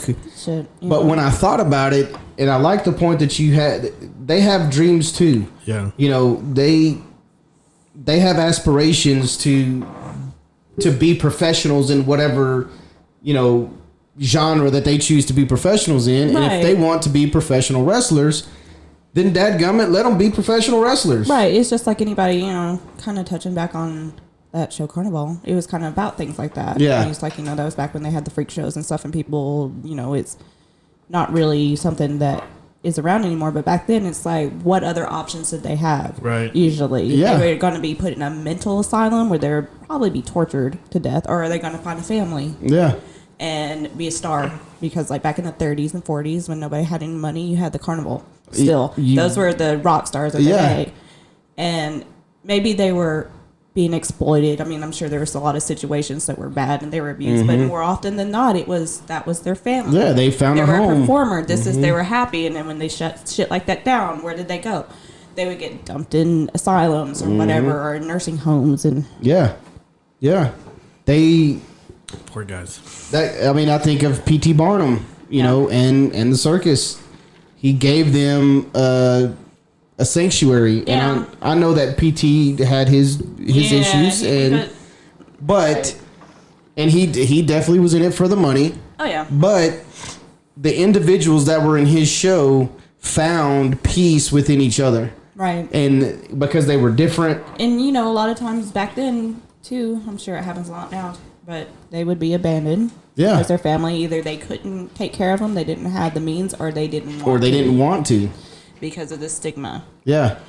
Well, I mean, you can go way back to the Spartan days, and if a baby was born with any kind of deficiency or anything, they threw him in a pit. So, I mean, yeah, they didn't want him.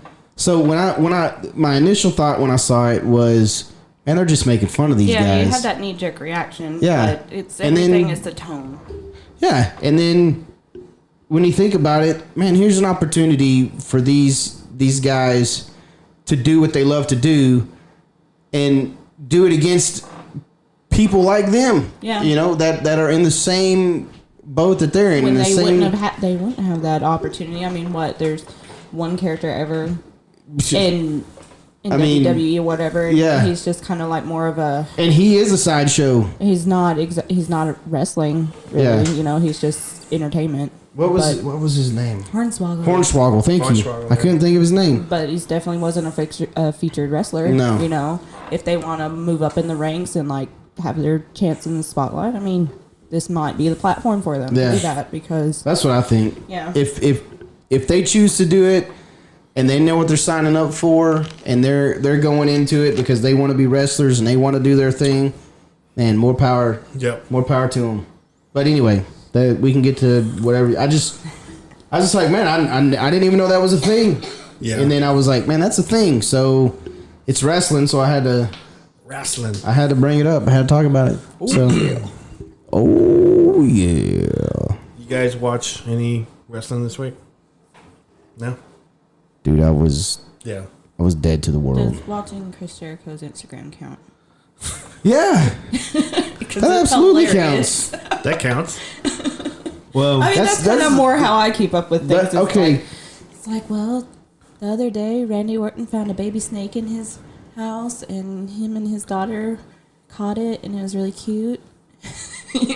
That's my extent of what's going on with wrestlers today. I was like, man, that's Chris Jericho. I was like, I love Chris Jericho, but that's kind of weird. But I don't know. That's the last video I remember seeing. It was appropriate because there's a snake in the Viper's house. Hey, he's the Viper. So eerie irony. I did watch Smackdown, but I think it was from like 2 weeks ago. Because I told you I'm done with WWE. Yeah. I was watching last weekend Survivor Series. And it was the first time they had NXT Smackdown versus Raw. It's like 3 brands in one. And I'm going to tell you this. It just solidified why I don't watch WWE anymore. Here's the thing I don't get, and I'm just gonna vent about it because like they had NXT, they won. I think it was 4-2-1. Yeah, they won the majority of the matches. And I don't know why they did that. Yeah, I think the only one they didn't win the Universal because Fiend won that. Well, I mean, he was fighting Daniel. I know, but I'm saying it was in cross brand. So yeah, but I'm saying that's one that NXT didn't. Right. They didn't win because they weren't even a part of it. Yeah. But they won the tag team. Yeah. They won. What's his name? It was Bobby Roode and Dolph Ziggler won. Robert Roode. Yeah, Robert Roode. They won the tag match. It wasn't the championship. It was like a mixed tag. It was like all the tag teams together, and then Roman Reigns won for SmackDown. That's right. Those are the 2 that they didn't win. So that's right. Yeah. And I think I forgot who else. I think it was can't remember. But anyway, WWE is pushing NXT because I don't know. I mean, they're saying they're the number 1 brand. If they were the number 1 brand, they'd be on Monday or Friday. Yeah, right. And they wouldn't be losing to AEW. Yeah. So I mean, I did watch War Games on Saturday, and it was good. I mean, there are a lot of good wrestlers over there. They're good, but to say that they're the top brand. Tell me this. I'm a big AEW fan, but tell me this. If you put AEW on to compete with Raw or SmackDown, do you think they'd beat them? No. They wouldn't. But they continuously beat NXT. It's just... So how are you going to claim NXT is the number 1 brand they when you know AEW is not going to beat Raw or SmackDown? And because they're just playing lip service to try to get people to look at it. Exactly. Because they're scrambling. They got a lot of good talent there. They got a lot of good talent in NXT, and I like it. They have too much, and we've talked about this. Yeah, they have a lot of guys that came over from Ring of Honor that I watched. And they come over, and I hope they're enjoying their time in NXT because once they make to the main roster, exactly, they're gonna get buried. They have too much. Yeah, and it's just, I don't know. I mean, and these guys can't show their full potential because, like you said, when they get to the main roster, they get buried or they become a joke.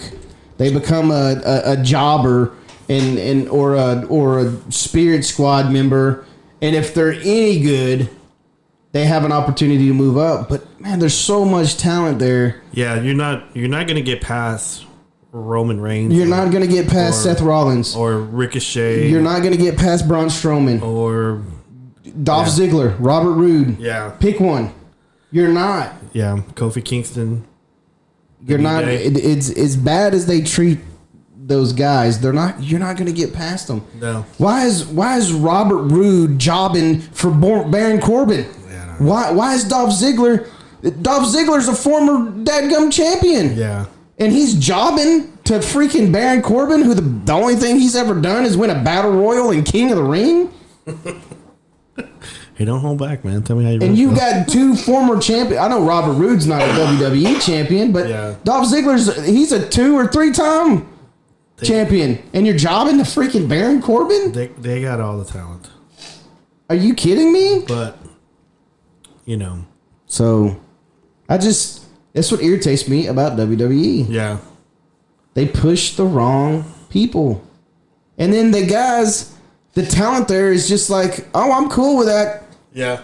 I'm a 2 or 3 time champ, and I'm going to job to this Baron Corbin guy. I mean, I've always liked, what's his name? Axel.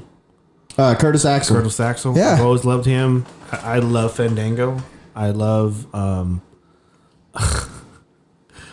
Breeze Dongo. I love those guys. Yeah. I mean, I think they're super funny. I love Eric Young. I'm a huge Eric Young fan. I love him. I love his talent is incredible, but you never get to see it. No. I love EC3. I'm a big EC3 fan, and he's never going to make it. Never. He's never going to make it past the main event. And I don't understand. Yeah. Those guys, they're unbelievable talents. They're making a lot of money though, right? That's exactly why they're there. That's exactly why they'll do that, because they get money thrown at them, and it's irritating them. Yeah.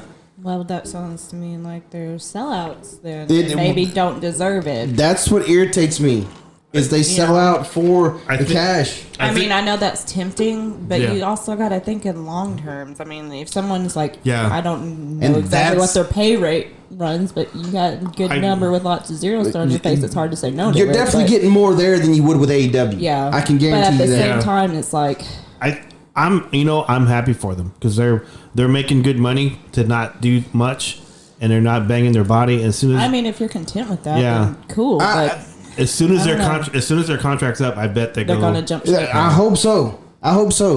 And here's my thing. And man, I've said this many times. If I could sit at my house and draw $5,000 a month for doing absolutely nothing, I will sell out and I will sit on my couch and do nothing for $5,000. But as a fan of wrestling, I can't stand when I see that good of talent. Yeah.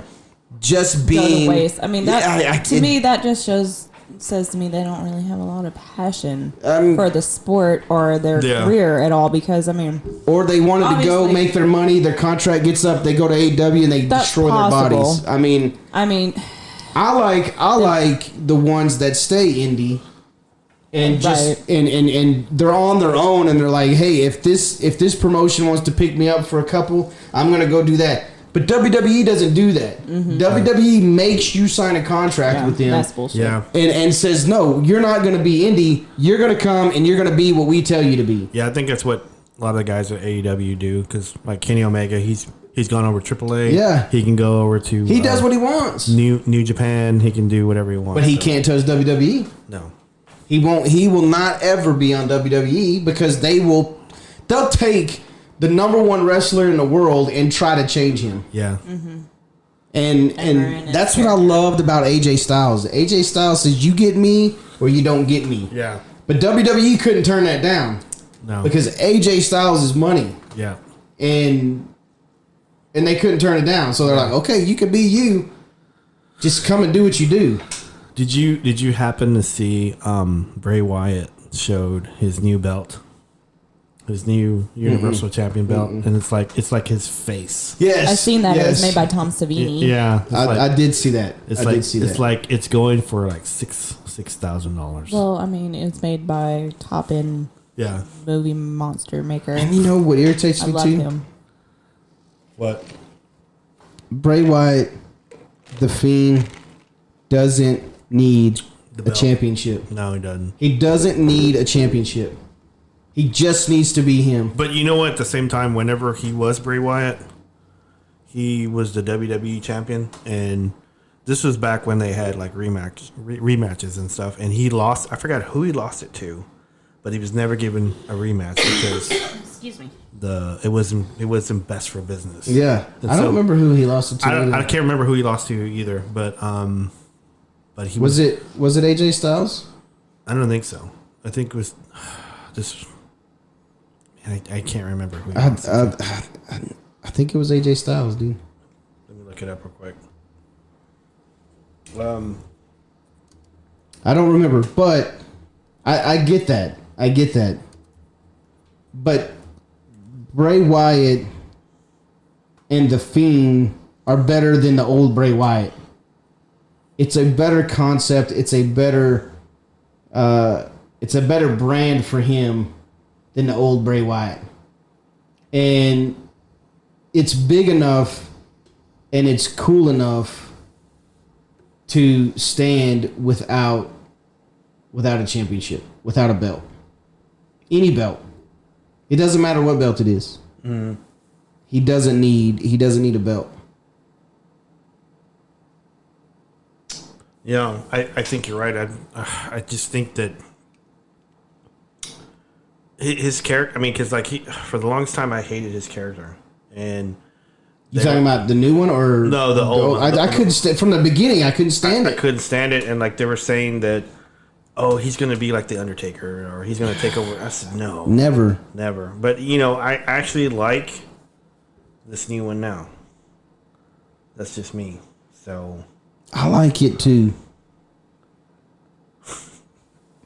But he doesn't need a belt. No, he doesn't. And WWE sucks. TBRC. I'm just TBRC sucks too. Man, they irritate me. Everything they do to this point is irritating to me. Yeah.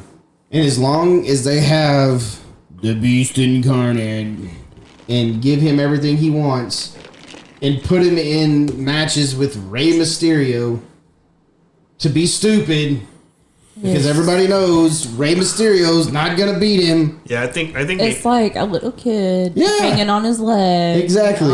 He's like, get off me. And don't get me wrong, Rey Mysterio put up a fight, but Rey Mysterio is gonna put up a fight. Obviously. But it's so irritating Brock because Lesnar wanted to do whatever the fuck he wanted to with Rey Mysterio. He could. Oh yeah. With one hand. Just pick him up and whatever. So that's not entertaining to me. It's not entertaining. Randy Orton was the one that beat him. Did Randy Orton beat him? Yeah. Okay. So, oh yeah, that's right. Because they were having their back and forth. His reign was only 49 days, and then once he lost it, he got moved over. He got moved over to Raw. Yeah. Because the title was in Smackdown. Yeah. So. Yeah.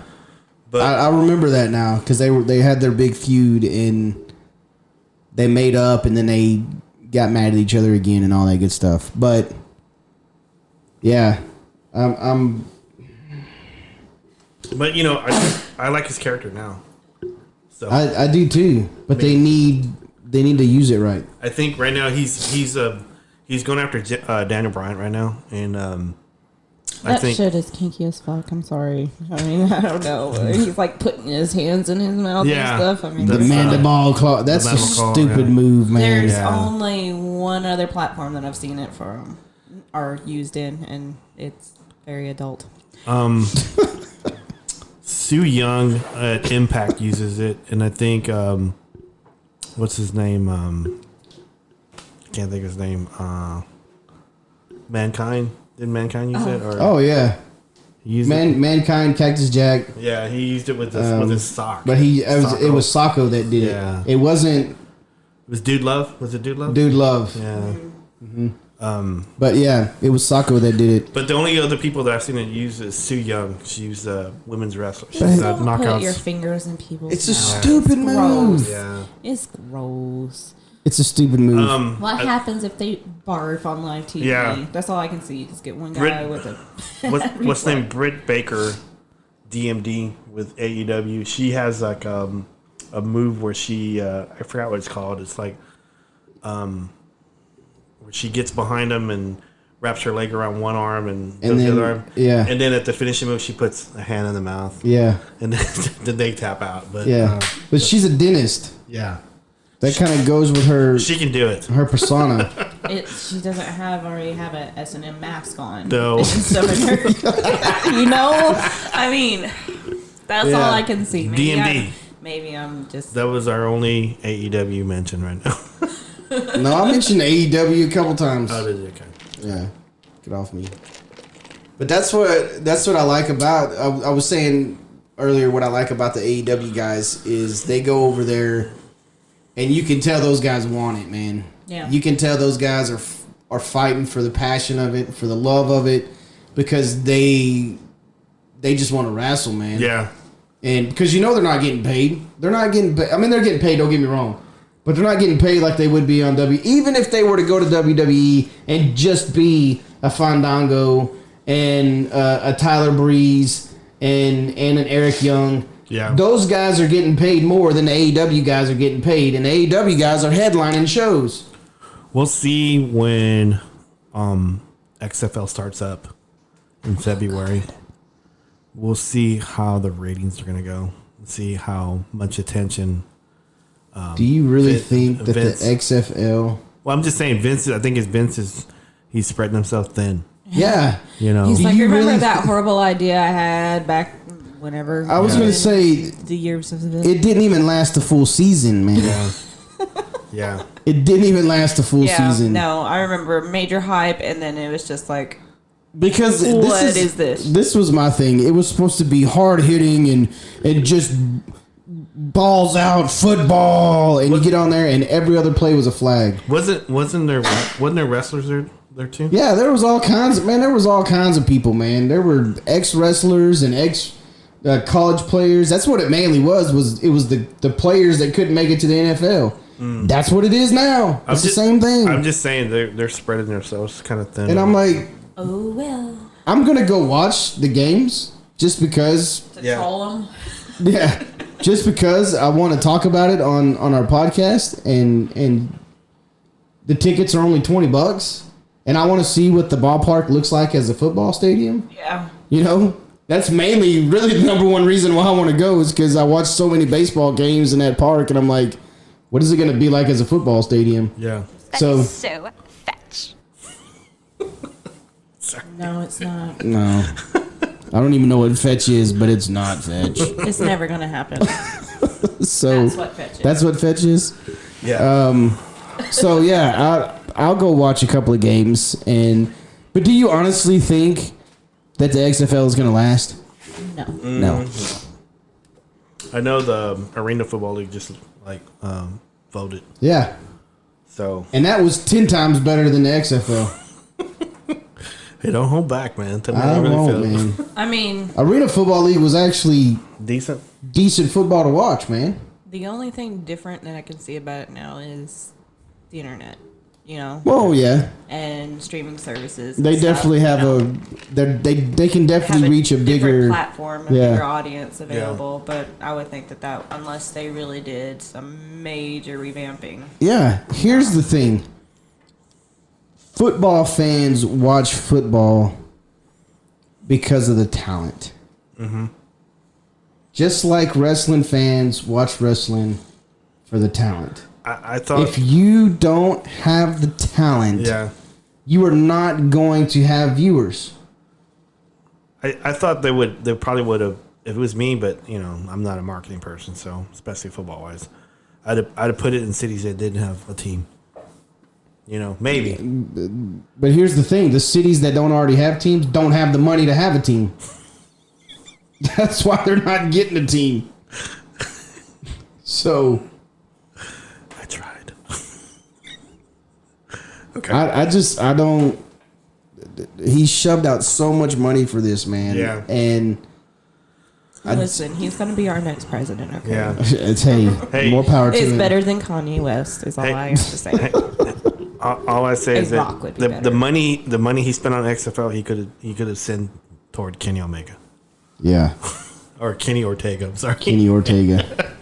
He ain't getting Kenny Omega, I can tell you that. He's getting Kenny Ortega. He can get Kenny Ortega all he wants, but he ain't getting Kenny Omega. I'll tell you what, I will be upset if Kenny Omega signs with WWE. Yeah. I will be upset. Gets put on the shelf. Yeah. Because if he signs with WWE, that dude better be the Universal Champion in a week. Yeah. He better have his first match as Universal Championship and win it. Yep. Because he's better than any talent they got on their roster right now. Dude. So, and I'm a huge Roman Reigns fan. I'm a huge Seth Rollins fan, and I'm a huge AJ Styles fan. Yeah. But they're not better than Kenny Omega. Yep. None of them are. Nope. So, Okay. Why do you think Chris Jericho left? Yeah. He wasn't allowed a lot of his ideas. Yeah, he wasn't allowed to be him. So. Why are you gonna hold Chris Jericho back? Yeah. Because you're stupid. So. He's always a bringer, even when he was Yeah. starting out and stuff. Yeah.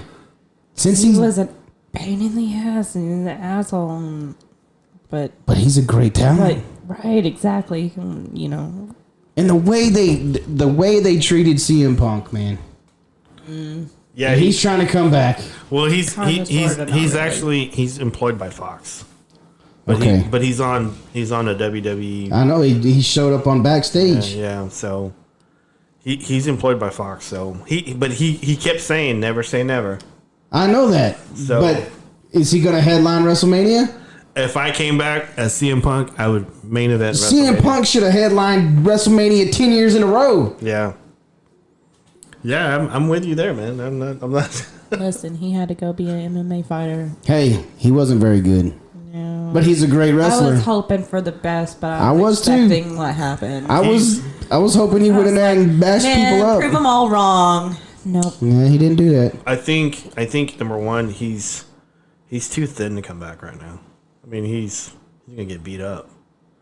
I mean, he'll probably, I don't know, be on 205 Live, something, because he lost a ton of weight, but he's CM Punk. He's still CM Punk. Yeah, but he was the best talent they had. He was, and they let him walk just because they wouldn't let him headline WrestleMania.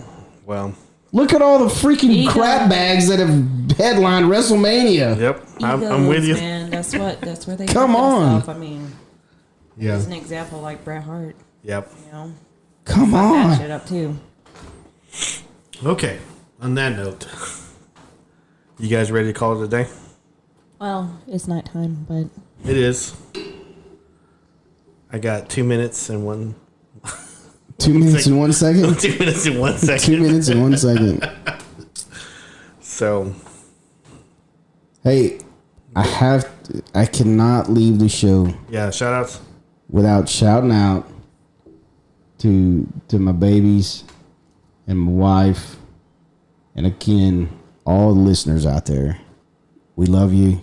You got us to over 500 and 500 downloads. Yeah, it's at 528 right now. 528. I mean, we love you. Yeah, and my wife and babies. I love y'all. And we got a new table. Yeah, a new table. We got a new table. That's awesome. Shout out to a table. It's a great table. Ode to the table. We have so much more room for activities. So, Ash, you got anybody you want to? There's so much blood. Oh my God, there's so much blood. How could you let us do this? Ash, you got anybody to shout out to? I don't know. No, I wasn't prepared. She was prepared for the black-eyed kids, though. Yeah. 2 weeks later. 2 hours before I was supposed to be on. Oh shit! I should probably look at that. Hey, you got any shout-outs, Bobbert? Yeah, I do. I got one for Ebes, Lauren Eby.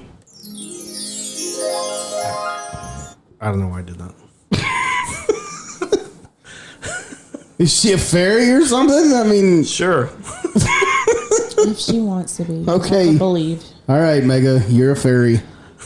So, okay. No other shout outs.